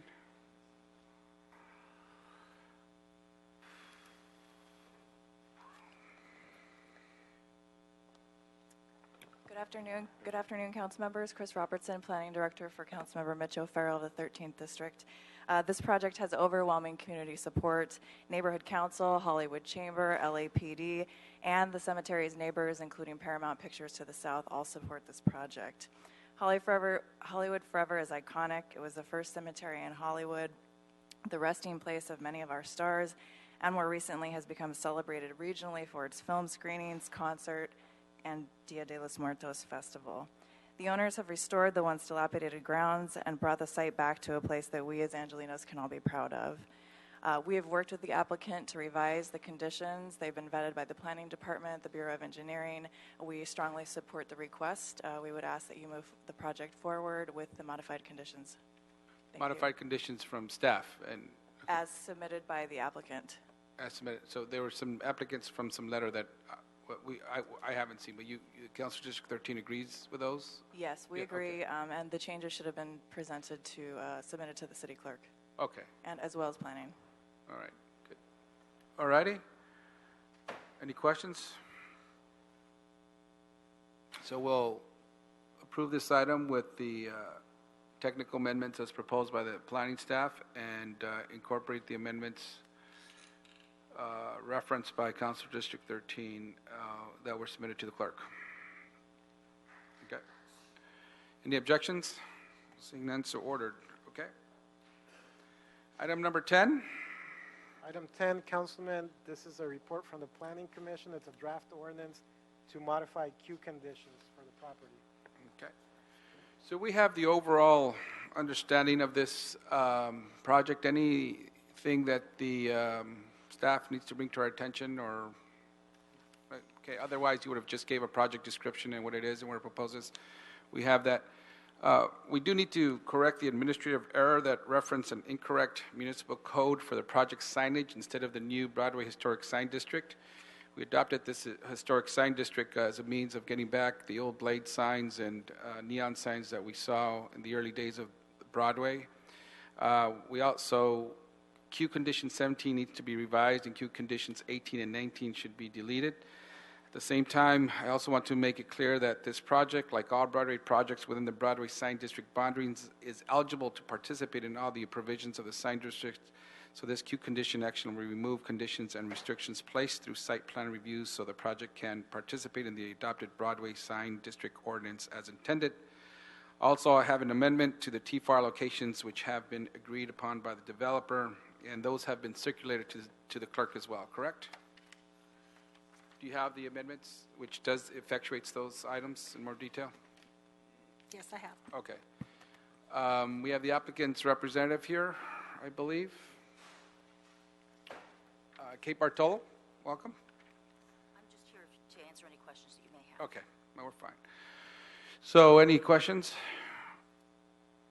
Seeing none, we'll move to approve this item, move it forward with the circulated amendments as submitted to the clerk. Any objections? Seeing none, so ordered. Thank you. All right, item number 8.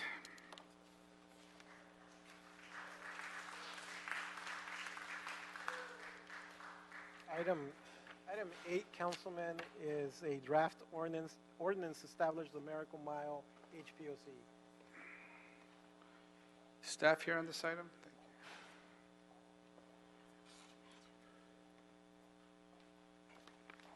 Welcome.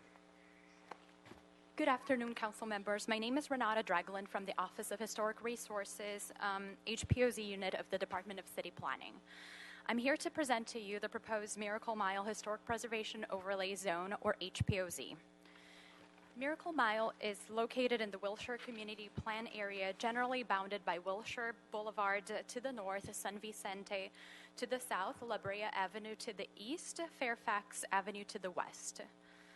It is located south of Miracle Mile North and east of the Carthay Circle HPOZs. Miracle Mile was primarily developed between 1921 and 1953 with a mix of single and multifamily housing. It was located adjacent to streetcar lines and also known for its ethnic enclaves. Architecturally, Miracle Mile is significant for its period revival movement, including Tudor revival, Spanish colonial revival, Mediterranean revival, American colonial revival, and French revival architectural styles.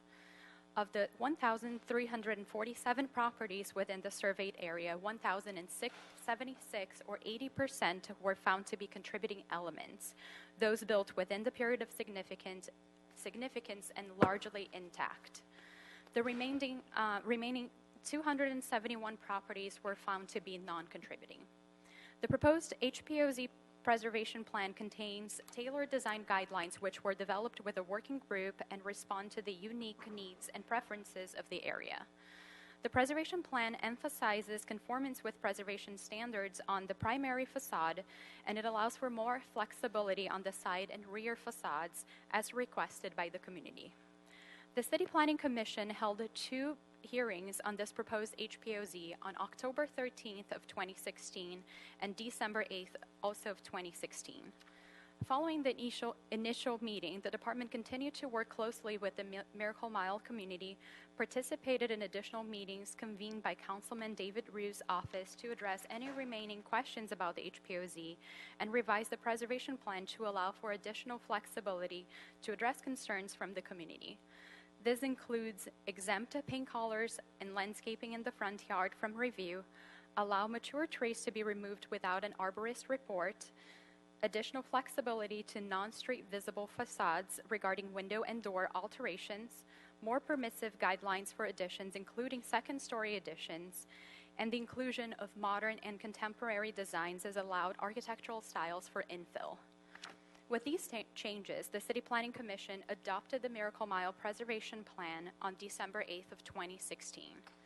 The Commission also recommended the exclusion of properties along Olympic Boulevard, those north of 8th Street and west of South Orange Grove Avenue, leaving a total of 1,204 properties and a ratio of 82 contributors to 18% non-contributors. Today, you will consider the adoption of the proposed HPOZ and boundaries. Council District 4 will be presenting a proposed change to the boundaries recommended by the City Planning Commission. Thank you for your time and consideration. Great, thank you. So any questions at this time? Okay, well, do the council office wish to speak now or afterwards? Jordan and Julia? After? Okay, Asian we also correspondent, have, City Attorney's Office. If there are proposed changes, I recommend that they be presented before public comment. okay, thank you. Can we do that then? Julia Duncan?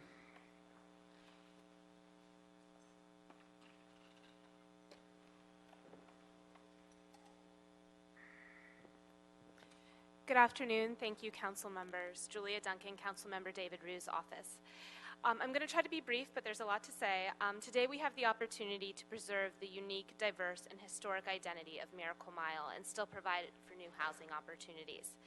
This process has been 2+ years in the making, and we appreciate the work, outreach, and hearings that have been held by all of the community groups, the planning department, and our office. In particular, the council member would like to thank Ken Bernstein and Renata Dragland for their incredible work, and as well as Council President Wesson. The council member supports the establishment of the Miracle Mile Historic Preservation Overlay Zone and thanks the committee for their work on this important issue. As you all know, the ICO is set to expire on March 25th. Our office has conducted extensive outreach and sent over 4,300 letters requesting neighborhood feedback, and the overwhelming majority of responses were supportive of the HPOZ and re-inclusion of boundaries changed by the City Planning Commission. We sent 4,344 letters. We received 559 responses in support, 547 of which requested inclusion of boundaries, and 150 responses that were in opposition to the HPOZ. It's nearly a 5-to-1 ratio. The council member recommends the inclusion of all properties on Olympic Boulevard, as well as the properties north of 8th Street, with the exception of the properties located to the west of Ogden Drive and north of 8th Street. That includes Orange Grove and west side of Ogden, and the properties on the west side of Orange Grove Avenue south of 8th Street. So we're asking for the re-inclusion of the properties on Olympic and also north of 8th Street, with the exception of those 2 streets. These boundaries are more consistent with the original survey area and were certified by the Cultural Heritage Commission. The proposed Miracle Mile HPOZ comprises 1,300 properties in the Mid-Wilshire community of LA. This includes single-family homes and multifamily buildings predominantly built in the 20s, 30s, and 40s. Most buildings in the proposed HPOZ reflect styles associated with period revival architecture, and there's 12 distinct styles in this community. The establishment of a flexible HPOZ for the area would help to further protect the historic buildings and guide balanced growth in the neighborhood. This is a unique and distinct neighborhood and one of the first post-World War ethnic enclaves in the city.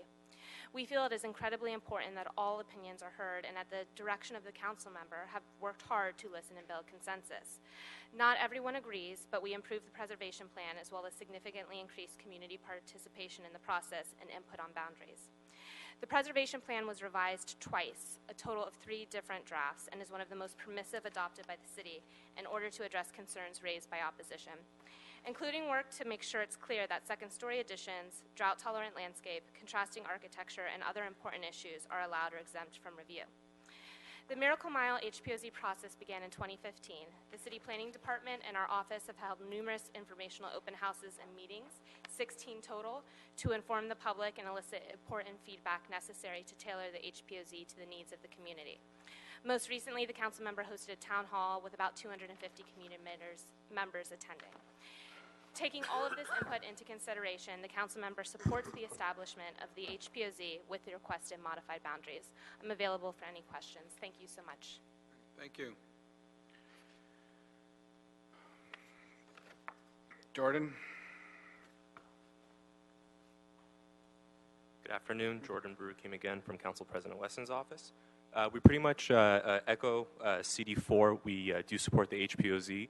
And we do ask that Olympic Boulevard be put back into the proposed boundaries. I understand, I think what CPC was trying to accomplish by removing Olympic Boulevard, it was allowing for commercial development. Having driven that stretch of Olympic Boulevard, we see that the area is already pretty much built out with multifamily housing and I think a couple of churches. So we don't really see that stretch of Olympic Boulevard being commercial. So we are okay to include that as the HPOZ. We also did a survey, and the numbers came out at least 3-to-1 in support of the HPOZ. So we do thank the Department of City Planning and our residents for partaking in local government. And with that, we please ask to be moved forward with the proposed change boundaries. Thank you. Thank you. So we have with us today a former councilwoman who would like to give an opportunity to address us, Rita Walters.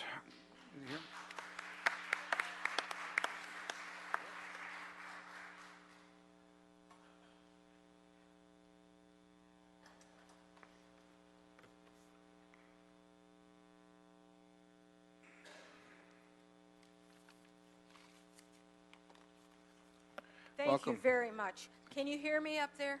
Yes. Always. Because I don't hear you too much back here. Okay.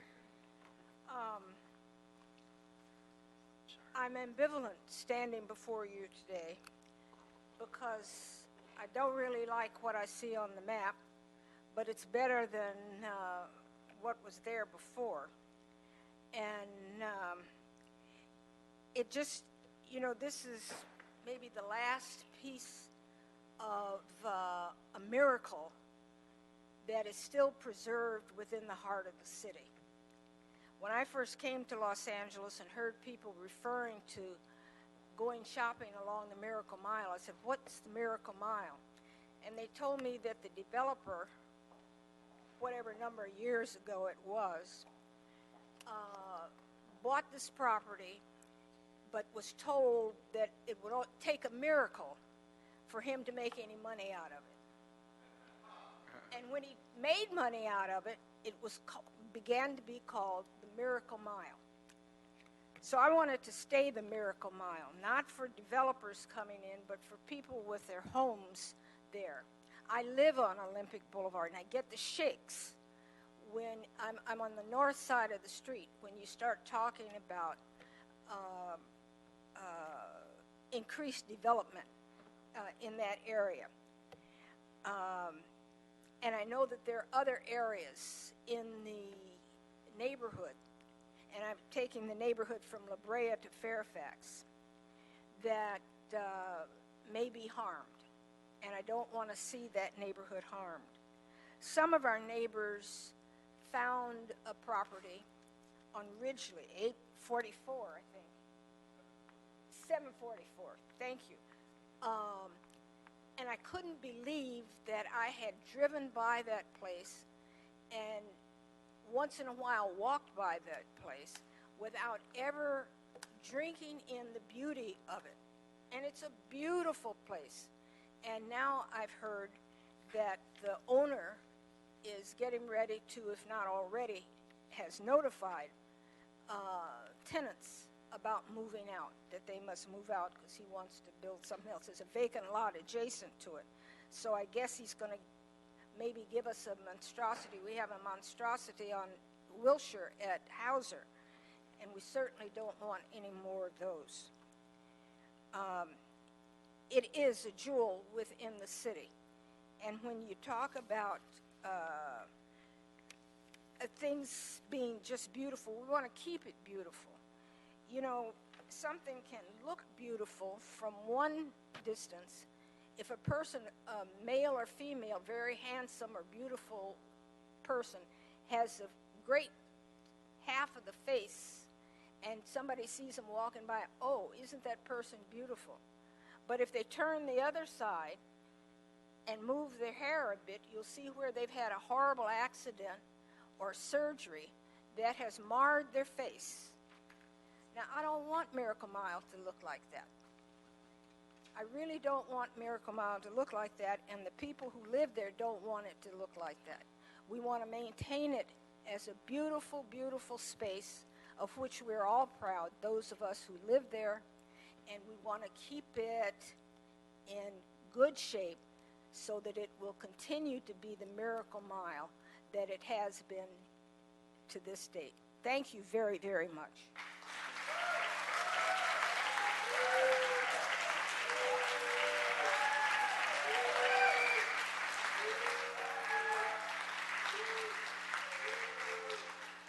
Thank you very much, Councilwoman. Thank you for your public comment.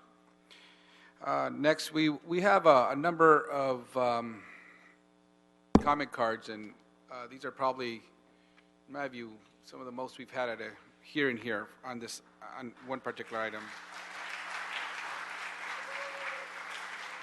We do have some council members who have some previous commitments later today, and so what I will do is I'm going to try to get us through as many of these as possible. So I'm going to allot 15 minutes on each side and get through as many cards as possible. And we'll go from there, and hopefully we'll be able to keep our quorum here today. So with that, let me start and get through these. And if people have already made your point or you want to emphasize it, and you want other people to make your point as well, I mean, if you keep hearing the same point over and over, you might want to think of something else as well, or make it as quick as possible just to expedite it and make sure we take action on this. So the first three people: Henry Van Motand, Michael Rowe, Alex Stemkowski, Rhonda Steffen. Welcome.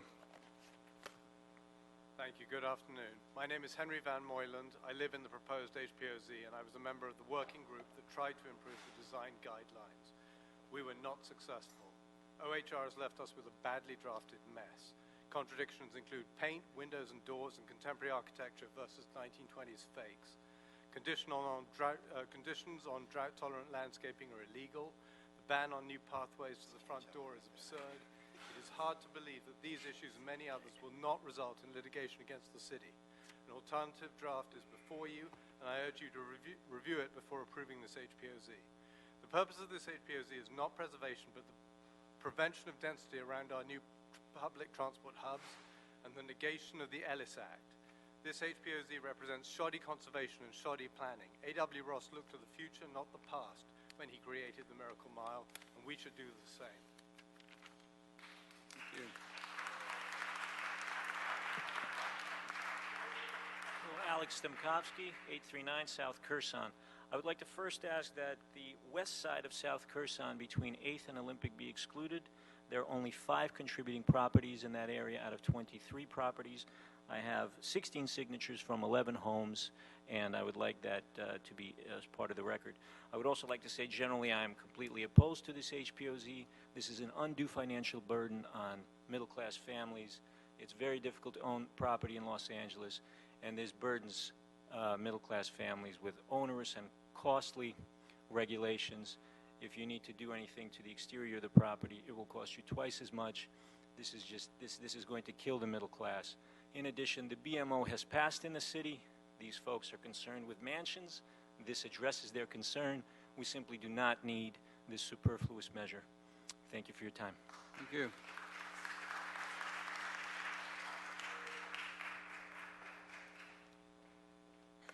My name is Rhonda Steffen, and I'm a landlord and resident at 839 South Curson. We worked incredibly hard to buy our home, and we do not want any of our existing freedoms and property rights taken away with an HPOZ. The proposed HPOZ is unnecessary and not in line with the needs of our city.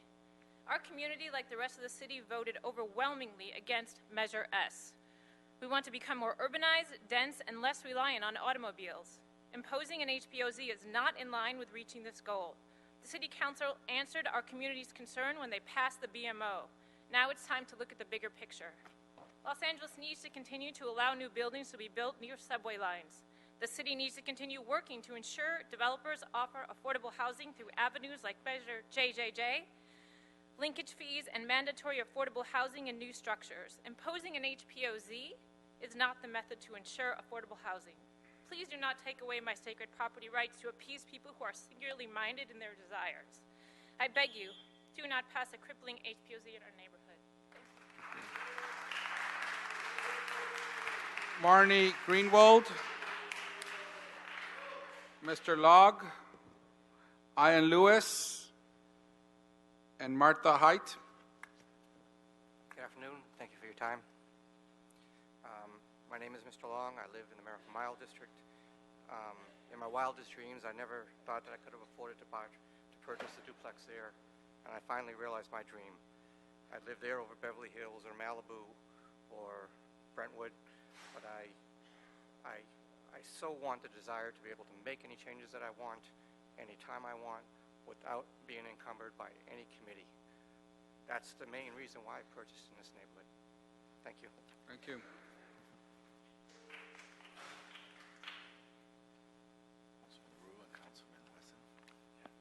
Hello, I am against the HPOZ. It's an encroachment on my freedoms. I'm fourth generation in this home. I'm sorry, what was your name, sir? My name is Ian Lewis. Okay. At 1024 South Burnside. Yeah. I just wanted to point out the ridiculousness of this whole thing. They want to preserve, but yet they want to have Olympic be an exception. So you're going to put a giant swath of development right through this whole preservation society that you want to have. And I also want to point out, you may see a lot of people on the anti-side today, but the last two meetings, we outnumbered them, and they voted it in anyways. So our people have become highly discouraged. Anyway, that's my beef. Thank you. Thank you.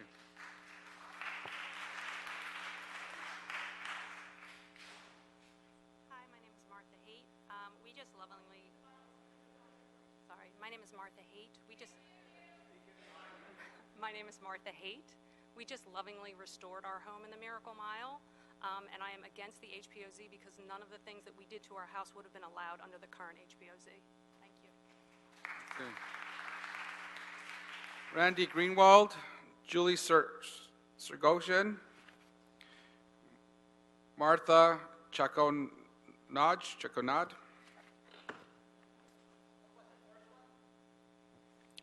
Randy Greenwald. Hi, I'm Randy Greenwald, owner of multifamily properties on 700 South Orange Grove, Ogden block along the Purple Line. Property owners on our block request to be excluded from the HPOZ for good reason. $2 billion are being invested in the Purple Line. The only portal to the Wilshire-Fairfax station will be located on our block within 500 walking feet. Density near transit corridors and stations is a mandated goal and objective, achievable on our block only if it is excluded. Our block is surrounded by high-density contemporary architecture and heavily influenced by commercial and cultural use. Our block petitioned to be excluded. I urge you to exclude our block and others determined by the Planning Commission so that they can be of greater benefit to our community. Thank you. Thank you.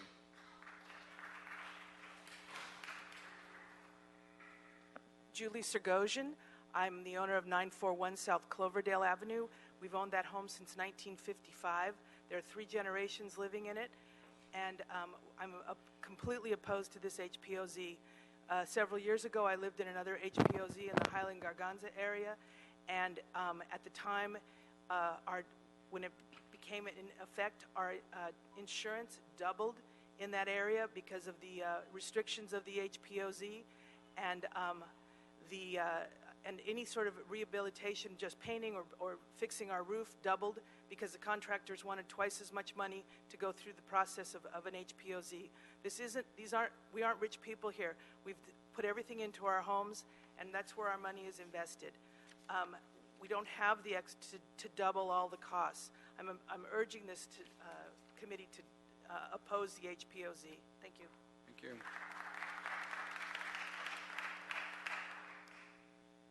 Welcome. Hi, my name is Martina Chiconis. Oh, it is on, guys. It's on. You got to talk into it.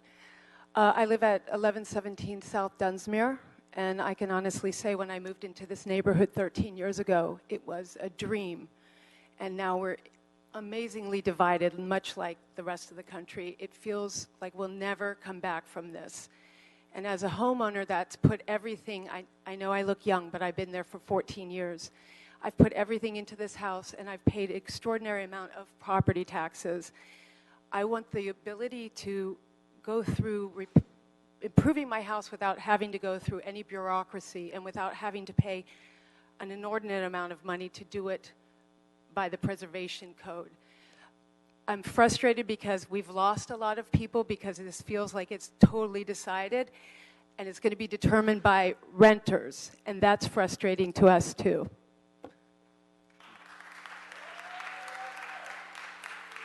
Flavia Carosi, Susan Perry, Clint Simmons.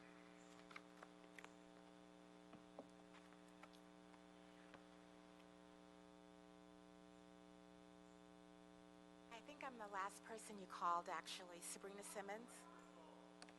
What's your name? Sabrina Simmons, you called my name? I remember Simmons, but not Sabrina. 1 second. No, I haven't. It was the 4th name you called? Oh, just now? Yeah. Clint Simmons. Oh, sorry. Okay. Thank you. I'll come back. Hello, my name is Flavia Carosi, and I live at 1021 South Dunsmuir. Mark Zecca started this campaign to stop building a building that was on Olympic Boulevard in his back. He went to the MRA and started this movement. He got all the people on board, and this was very self-motivated. He moved into our neighborhood 5 years ago, and the first thing he did was renovate his house. It was pink, it had original windows, and he changed everything. This is hypocrisy. I don't want that to be determining what we can do. I've been there 12 years, and he had a chance to do it. And a lot of the people here on this side have lived there a long time and done exactly what they wanted. Now they have the renters who don't pay property taxes, are part of our community, I agree, but they don't have the financial stake that we do. This is not correct, and it is a complete hypocrisy. If they want this to happen, they should pull out the archives from the city and return their homes to their original state.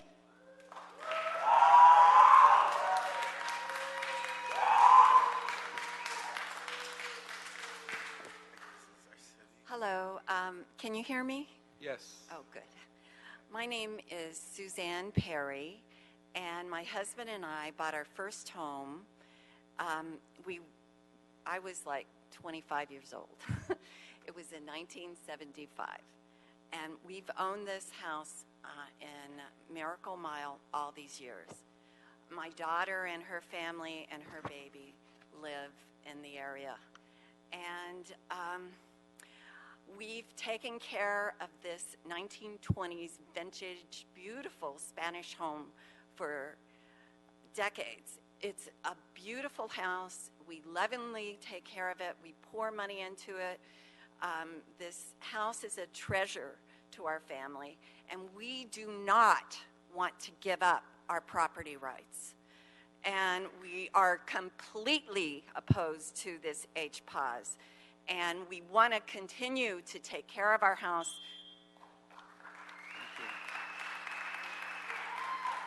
Clint Simmons, Joan Roberts, Richard Cunningham, and Prabhat Gathetti. My name is Clint Simmons, and I'm opposed to the HPOZ for the simple reason it would create a hardship upon people who are living in the area. I don't understand how the Miracle Mile have moved so far south than what it was when I first came to this area as a young airman. Miracle Mile was considered an area maybe 1 or 2 blocks north and south of Wilshire Boulevard.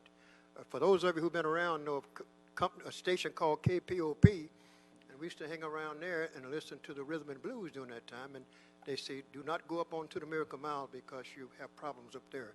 So what we'd like to see happen here is that you postpone this thing until you have an opportunity to really go through and take a look at it and see the hardship that it would create for people who are living there and who have bought homes, and why is Miracle Mile infringing so far south as they are at the present time. So think about it, gentlemen. We want to have good housing here in LA, but we don't need the HPOZ imposed. Thank you. Thank you.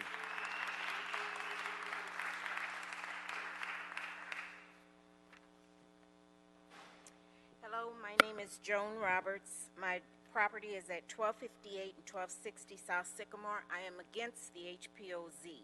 My reasons for opposing it are that my property is income property, and the HPOZ will increase my repair and maintenance costs. My property has not in the past been considered part of the Miracle Mile, and it is not part of the area the MMRA covers. Membership in the MMRA is not available to me, and I do not believe it's appropriate for the MMRA to include my property in their efforts to obtain approval for the HPOZ. If a hierarchy of needs for property was constructed, the HPOZ would be near the top of the pyramid. Yet this designation is being sought while I cannot obtain basic city services for my property, such as street cleaning on the block of San Vicente Boulevard adjacent to it. It appears that the city has donated thousands of dollars to the MMRA in the form of hours expended by the planning department employees supporting the request for an HPOZ while not contributing in support of the Say No HPOZ and the arguments against the HPOZ. Thank you.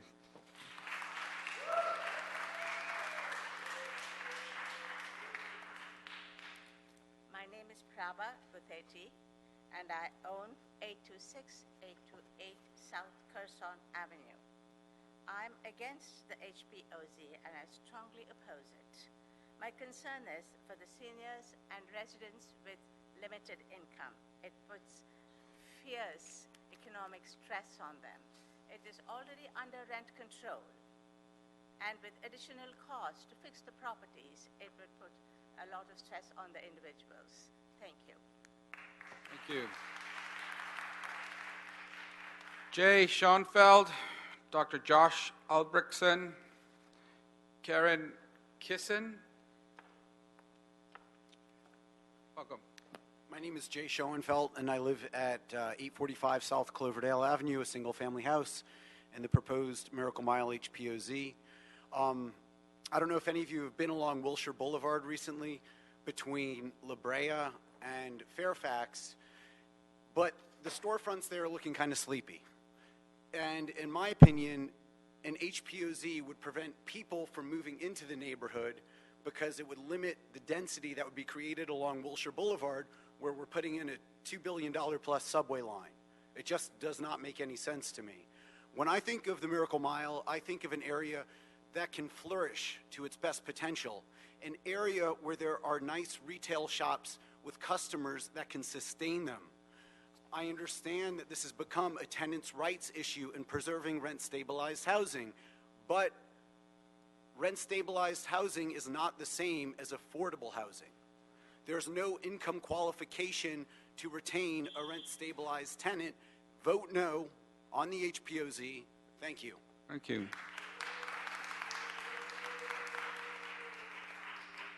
Hello, my name is Dr. Josh Brexton. I live in the Miracle Mile.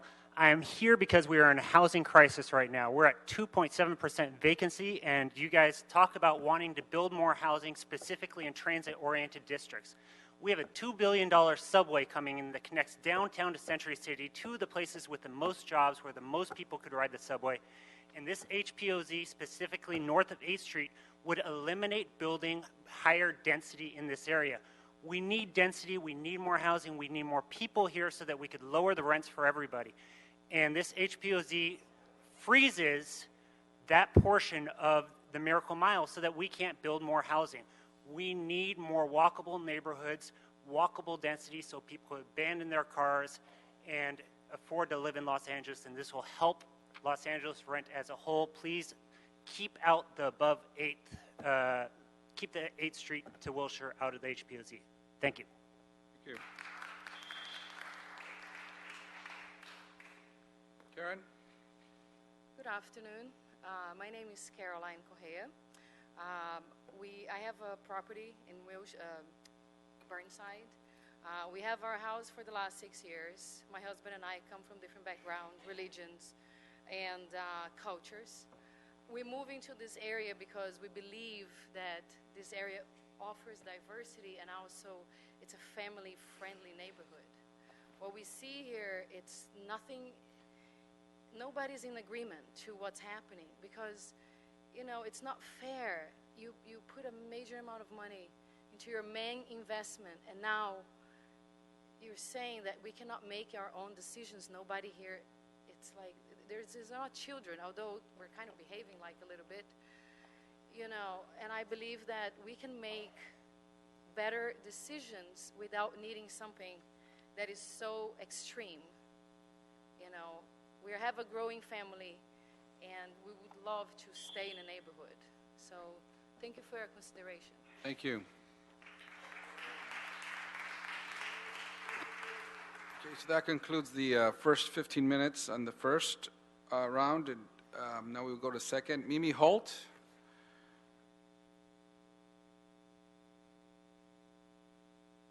Laundre. Seems like it's one name. Laundre. Stan Bartozziak. Welcome. Welcome. Hello, my name is Mimi Holt. I own my property at 1218 Meadowbrook, and I am so strongly in favor of the HPOZ. My home is my refuge. My backyard is my oasis. My community on my block is my support and my strength, and I am passionately in favor of the HPOZ. Thank you.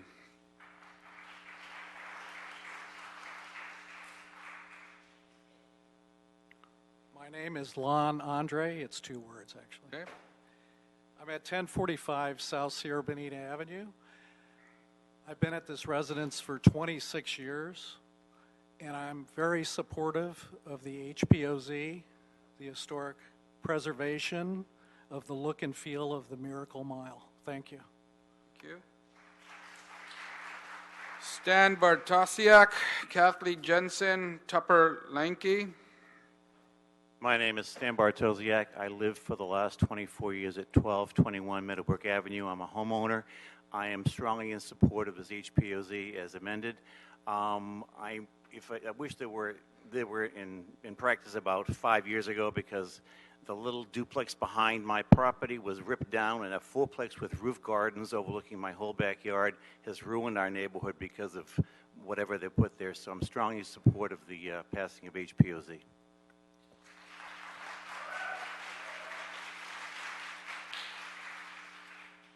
Hello, my name is Tupper Linky. Thank you very much for listening to my comments. I'm strongly in favor of the HPOZ. My wife and I purchased our home 31 years ago on Ridgely in the 1100 block, and we love our neighborhood. It's a beautiful neighborhood. We love our California Spanish home, and we really admire all the other beautiful homes, one-story and two-story homes in the neighborhood. We think that the HPOZ is very necessary to preserve the beauty and quality of our neighborhood, and it would just be a real shame to lose some of the beautiful homes that we have there. both 2 to 4 unit homes I'm speaking of, and as well as single family residences. I also want to say that we really want to keep our classic apartment buildings in the areas north of 8th and along Olympic Boulevard. Some of these apartment buildings are just beautiful classic structures, and I urge you to support the HPOZ. Thank you.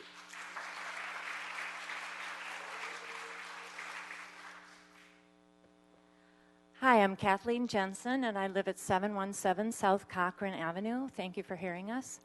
We are not in the zone. We were in the zone, and now we are no longer, and I would really like it if you would reinstate us into the zone. Our building is so beautiful. I invite you to come and look at it. If you've seen a picture from the outside, that doesn't do it justice. It's really, really beautiful.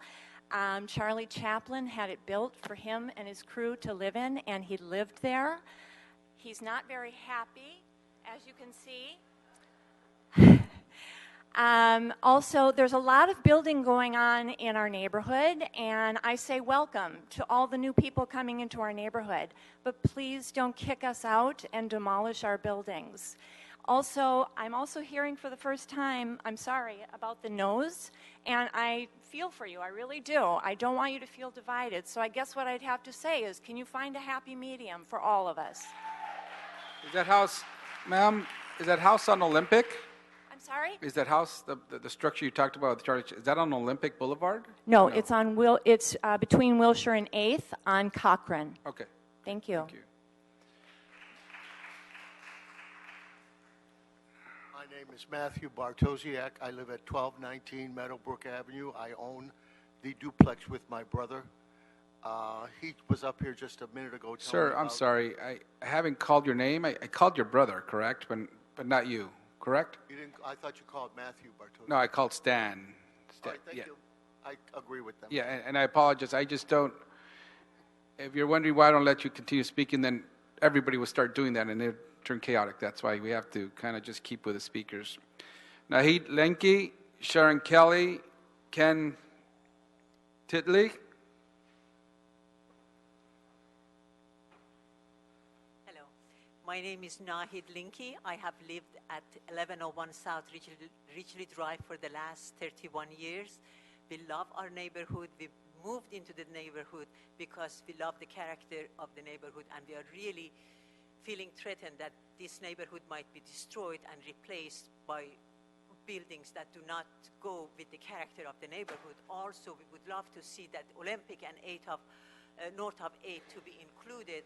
Right now, small families own those buildings, and if that changes, I believe it will be handed from small families to big corporations who do not have vested interest in our neighborhood. So I am absolutely for supporting HPOC.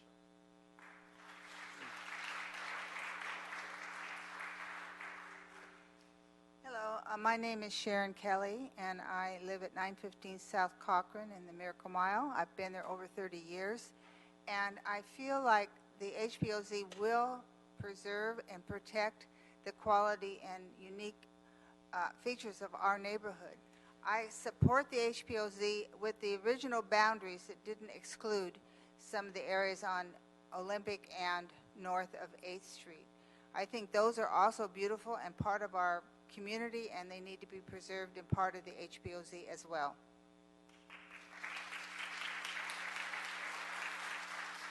Ken, John Schoenhoff, Lisa Gerberding, and Pete Heidos.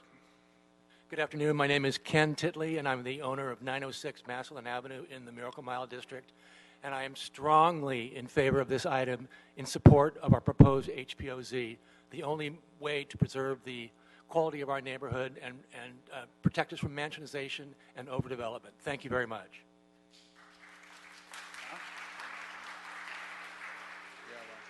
Hi, I'm John Schoenhoff. I'm also at 906 Massillon. We've owned that property for 25 years and been in the Miracle Mile for 40. Strongly support it, and I also want to thank Councilman Rue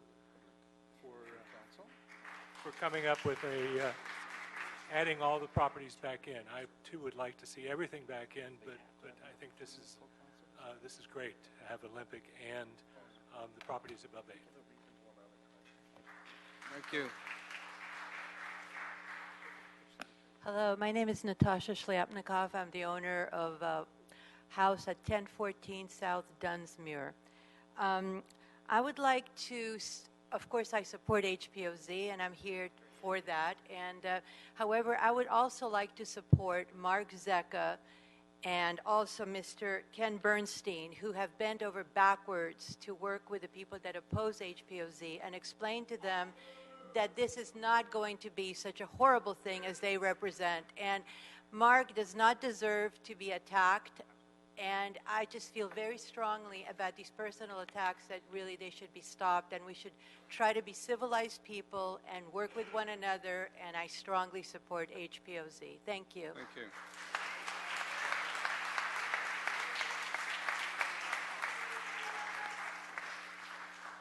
Hi, my name is Liza Gerberding. I live at 937 Allendale. I've lived in my apartment for 27 years. It's rent stabilized. I'm one of the renters that they don't seem to care about on the no side. I'm in favor of the HPOZ. I love my neighborhood. It's my family. I don't know what I would do if I couldn't live there anymore. And all of the multifamily homes are at risk of going if we don't put this HPOZ in. And I would also like to reinstate all of the residential properties on Olympic and north of 8th. The ones that were cut out by the CPZ represents 500 rent-stabilized units, which we cannot afford to lose. We have a housing crisis. Thank you.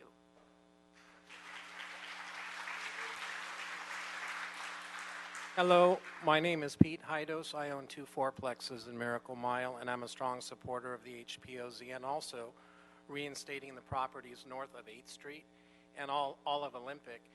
And I find it really disheartening that the opposition says that renters don't have a voice in this. And yet the opposition invited the Apartment Owners Association to our CPC hearing. That day there wasn't even room to sit down in this room, okay? And then one of the guys, Henry, went to the CPC meeting for Carthay Square and testified against it. He doesn't even live there.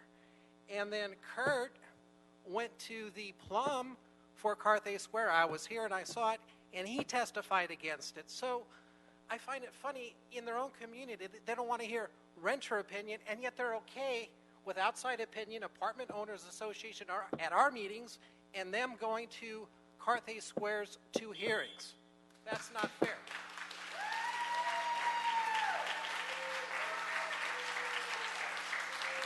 Gina Adelman, Leslie Klein, Joanne O'Donnell.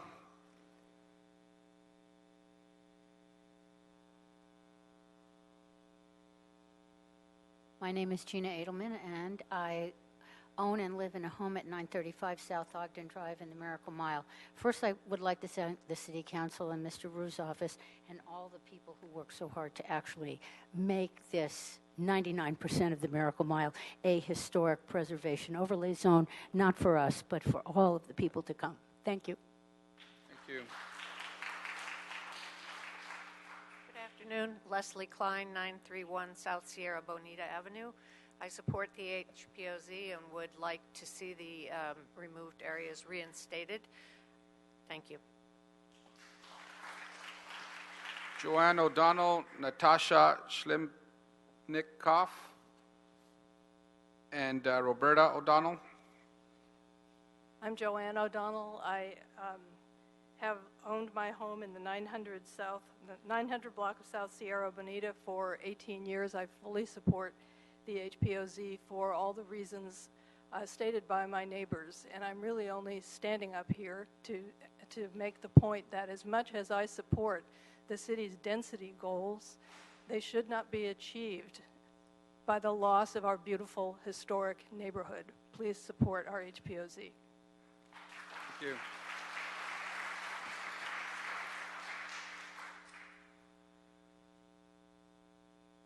I'm I'm Roberta O'Donnell, and I don't live in Miracle Mile. I don't have that privilege. But I did work on their survey, and I just want to say that the area north of 8th is amazing. There are 3 buildings there that really, really need to be protected. One is 744, which has been showcased. There's also a Max Maltman building that is very important. So I'm just here to support my friends who I work with. So thank you very much. Thank you. Judith Rand, Christina Smith, and Mark Zecco.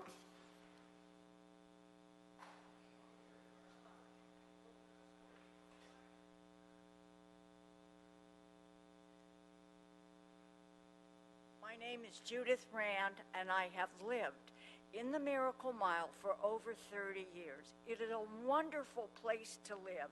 You're in the city, but you're out of the city. There are trees and lawns. People keep their homes beautifully and are proud of them.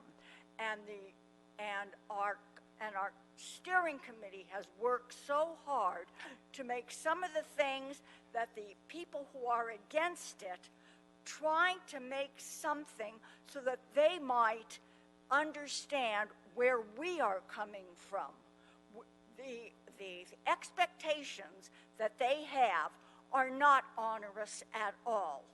Not onerous, and it can be done. And I know from friends who live in Hancock Park, which have the biggest restrictions, that they do it and they love it because they keep their neighborhood as it is.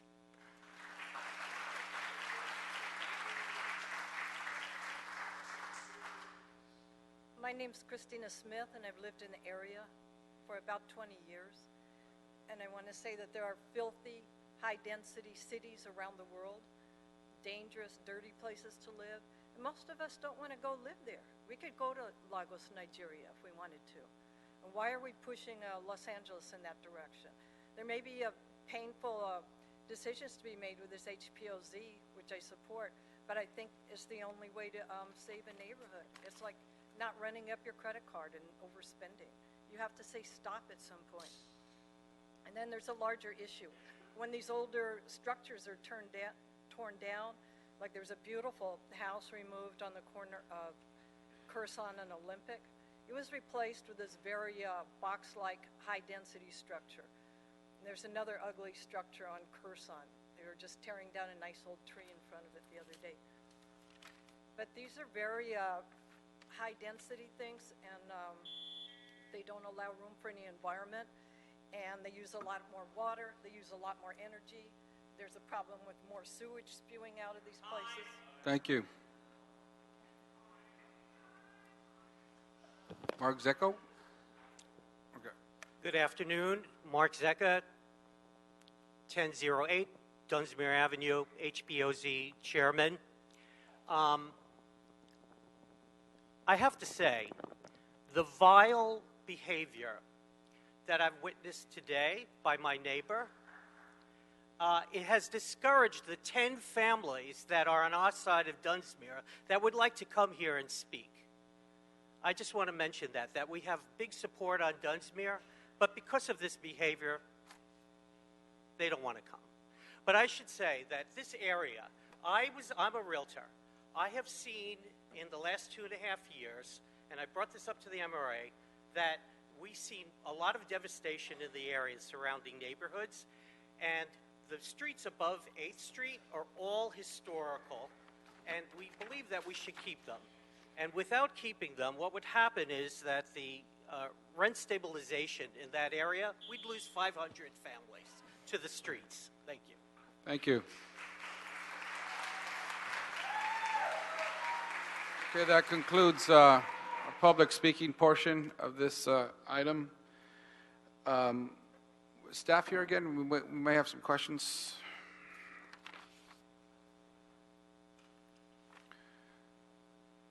So as I understand this correctly, when this was put forth to the Citywide Planning Commission,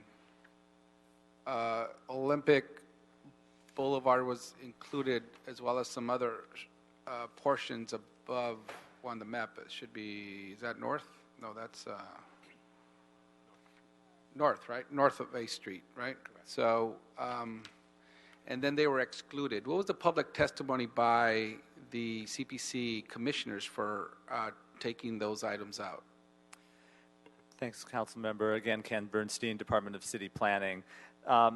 There was a discussion at the Commission about allowing for additional types of new development along Olympic Boulevard. Some of the commissioners felt that there were opportunities, potentially either for higher density residential or potential future commercial development on Olympic, and some concern about the neighborhood north of 8th Street between 8th and Wilshire, given that there are new transit stations being constructed at Wilshire and La Brea and Wilshire and Fairfax.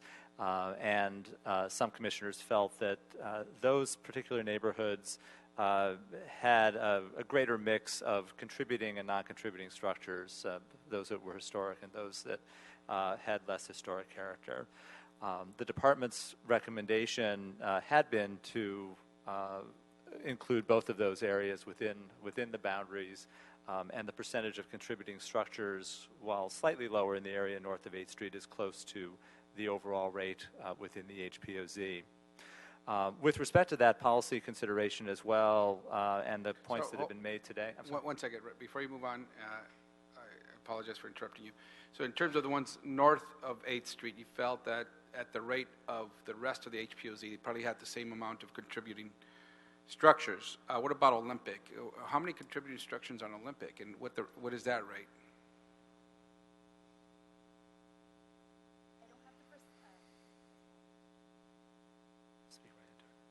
Speak.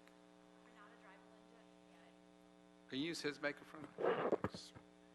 Renata Dragolan from HPOZ, Office of Historic Resources. I don't have the exact number. I know that the properties on Olympic Boulevard are slightly lower, the ratio of contributors versus non-contributors.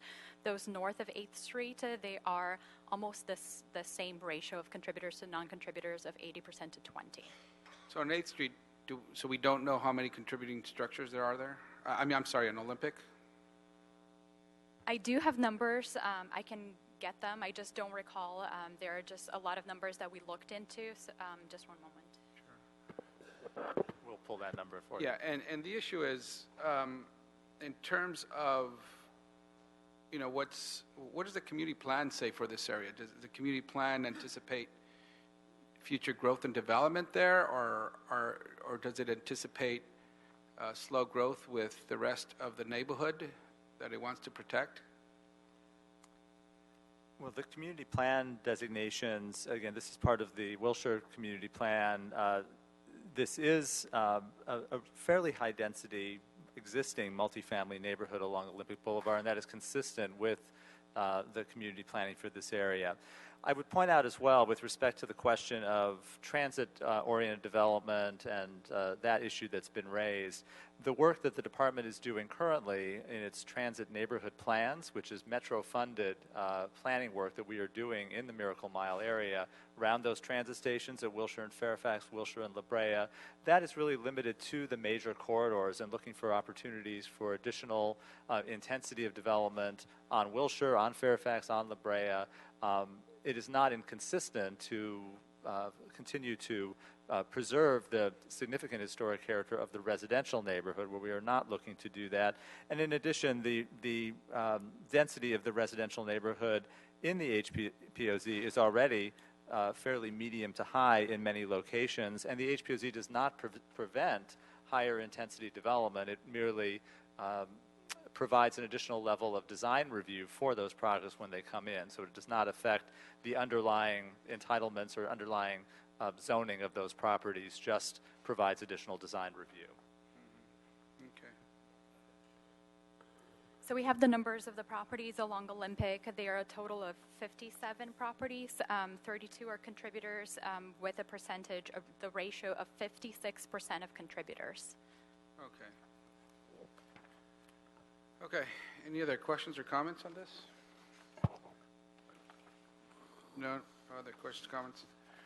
Look, I generally support more HPOZs personally for the city, and I support us preserving our historic structures. I'm troubled by the Olympic area. If in fact we are looking to encourage more transit-oriented development, I understand that it's just another additional review, and if the justifications can be made, we move forward with those plans. It's a commercial corridor and a transit corridor that assists not only the local community but the broader regional community as well. And if we could have appropriate buffers in place to protect the historical significance of the residential areas to either side, I think that's some good planning. If I were to ask staff, and even if the council offices want to chime in, why wouldn't we want to approach it in that way? Thank you. Again, I would point out again, we are at this point representing the Planning Commission's recommendation, which was to omit Olympic Boulevard, but as has been said, our original staff recommendation was to include Olympic Boulevard. I would point out, just in considering this question, Olympic is farther from the major transit stations in this neighborhood, which are along the Wilshire corridor at Wilshire and La Brea, Wilshire and Fairfax, Wilshire, La Cienega, further to the west. So while there is some transit on Olympic Boulevard in the form of bus service, it does not have that focus of higher density or higher intensity transit of the Purple Line extension that is going west. Olympic as well is included in many of our adjacent HPOZs, and these have been considered by the committee fairly recently. We had these questions come up about Olympic Boulevard and the Carthay Square HPOZ that was presented as well, and Olympic Boulevard properties are included in Carthay Square, South Carthay, and Carthay Circle, all three adjacent HPOZs where these questions did come up about how to deal with Olympic Boulevard. And again, how many significant structures on this portion? 32 structures out of 57 parcels total. Okay. CD10? Jordan Brewer came again from Council District 10. I just wanted to just a general comment. That stretch of Olympic Boulevard is actually zoned R3, so it's not a commercial corridor, or technically on that stretch. So it's an R3 zone with a land use designation of medium residential, so it can never be beyond more than the R3 zone. So just a general comment, no, okay. Just for the record, thank you. That's important to know, yes. All right, so with that, given the testimony from our planning staff and our council offices, CD10 and CD4 who represent, yes, do you wish to speak? I'm sorry. It's okay. I was just going to speak to the issue on Olympic Boulevard. We would strongly encourage the inclusion of Olympic. When it was discussed at City Planning Commission, it probably happened in the last 3 minutes of that hearing discussion, and it had never been brought to our attention prior to that time. Additionally, to echo Bernstein's comments, Carthay Circle and Oxford Square both include Olympic Boulevard. It's never been a discussion for those HPOZs. I don't see why this HPOZ would be treated any differently. The majority of our constituents in this community ardently support the inclusion of Olympic Boulevard. Thank you. Great, thank you. Okay. And that's why the testimony from the council office is way heavy, and I think, and not only this issue but other issues, because they're more familiar with the local setting and could advise us. So we've been proposed with a map that puts back in Olympic Boulevard north of 8th Street, with the exception of some few parcels on the top left, which was explained earlier to me that those are not contributing at all, correct? So that's what CD10 and CD4 have proposed. If we could, how would we effectuate to adopt this map? Mr. CLA, who I turn to for solve my problems. You may want to instruct the planning department to modify the map and the boundaries. Okay, as proposed by CD10 and CD4 today. I think they've submitted that map for the record today, so we, if I could move with a second on that. And this will go to council, Councilor. Okay, any objections? See no objections, so ordered to approve the map as proposed by CD10 and CD4 that adopts the HPOZ and includes the Olympic at north of 8th Street. Okay.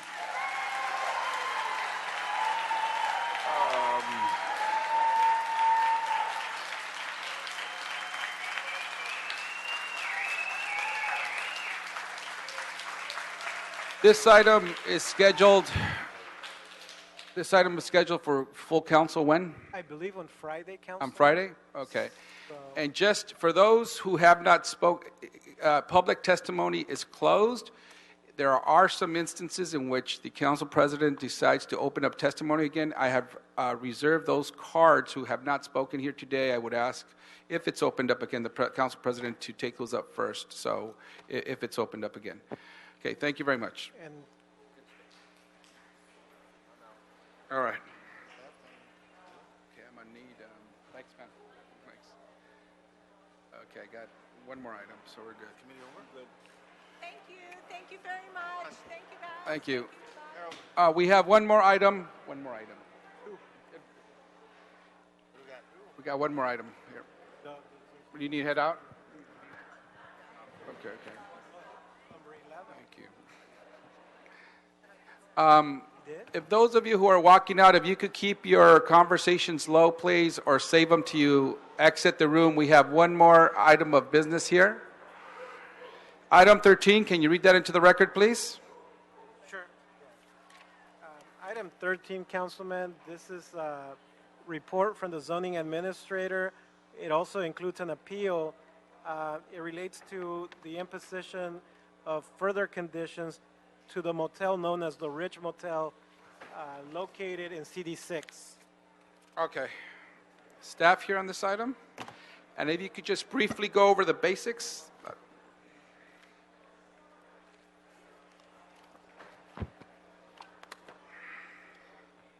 Good afternoon, committee members. Alita James, Associate Zoning Administrator, assigned to the Condition Compliance Unit and Nuisance Abatement Revocation Section.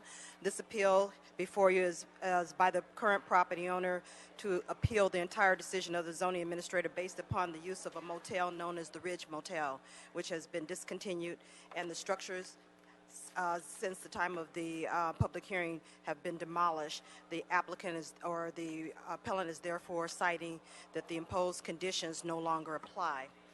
On July 10th of 2015, the city initiated plan approval for the 5th review of conditions as the property owner had failed to do so as instructed by condition number 1 of the previous determination. On August of 2015, a public hearing was held and was conducted by a hearing officer to determine the condition compliance. The property owner and operator was at that time Jesus R.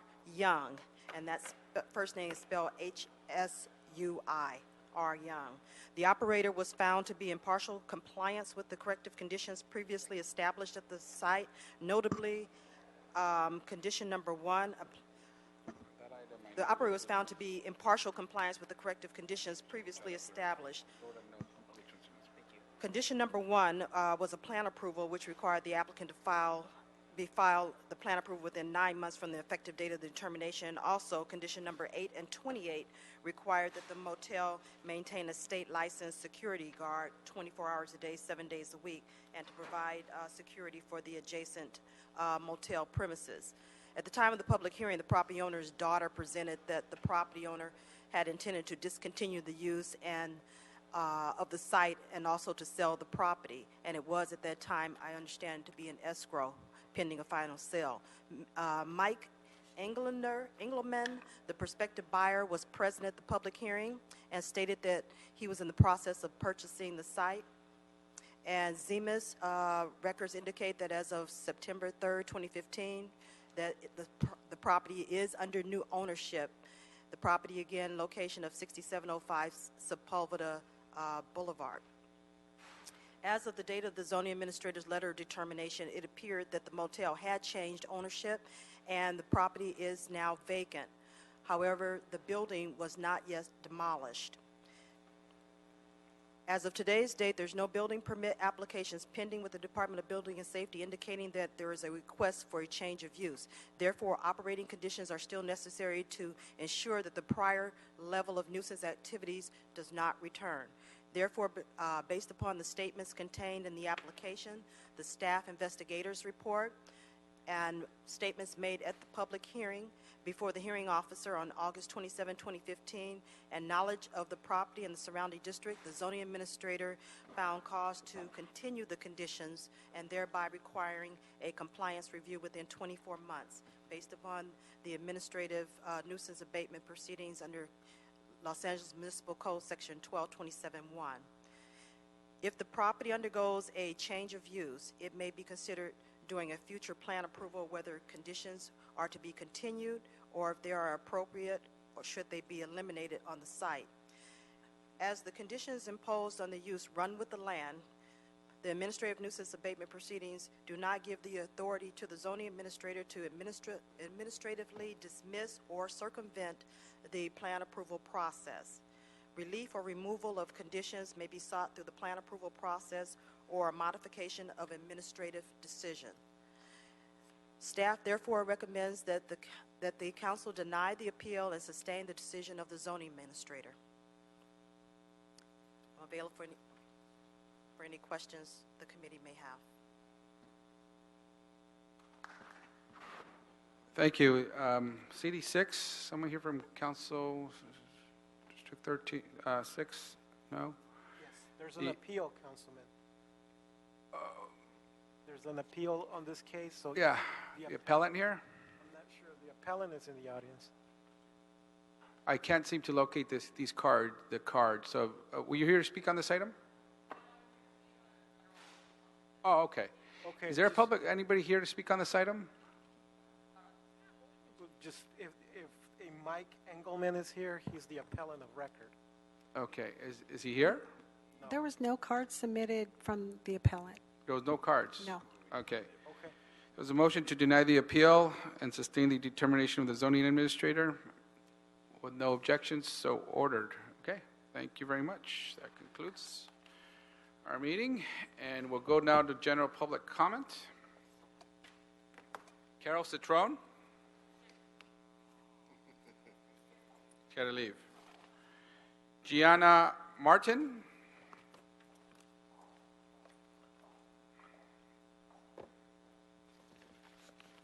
Can you guys hear me okay? Yes. Hi, my name's Gianna, and I live in 1344.5 North Formosa Avenue. I wanted to speak. In March 2016, 3 buildings on North Formosa Avenue in CD4 were served Ellis evictions by Wiseman Residential, aka Belmont Homes. The same time, 412 to 420 and 424 to 430 North Norton Avenue were also Ellis, as well as Kings Road. In November 2016, the tenants of Formosa notified HSID of the Ellis violations with unequivocal proof that the transactional receipts the developer was re-renting on Airbnb illegally. We also have transaction receipts in Norton, and we have proof on Norton and are working on proof on Kings Road. We notified HSID, and both investigations were dropped, and it was not sent to the city attorney's office. We wanted to make sure this was recorded in public record so that when this came out later, you would be aware of it. These buildings are in danger of being demolished, and we urge the council to pass the motion that Rue introduced, effectively making it illegal to demo buildings under investigation. Great. Thank you very much. Sure. Thank you for your testimony. Thank you for waiting. Wayne?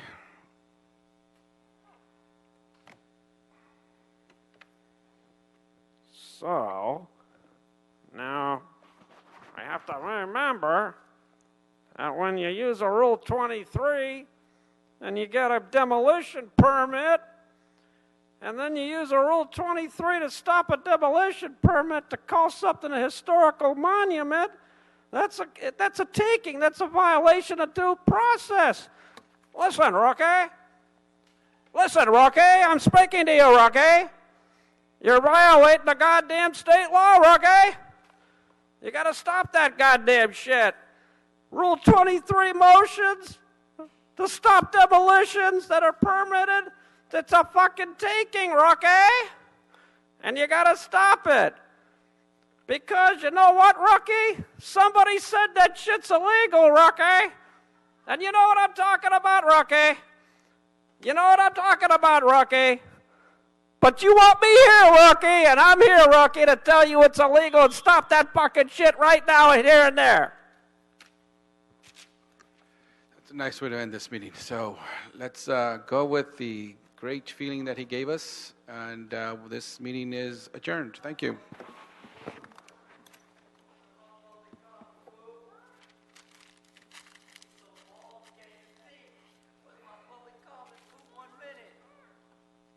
Hey, fool, where's my public comment, fool?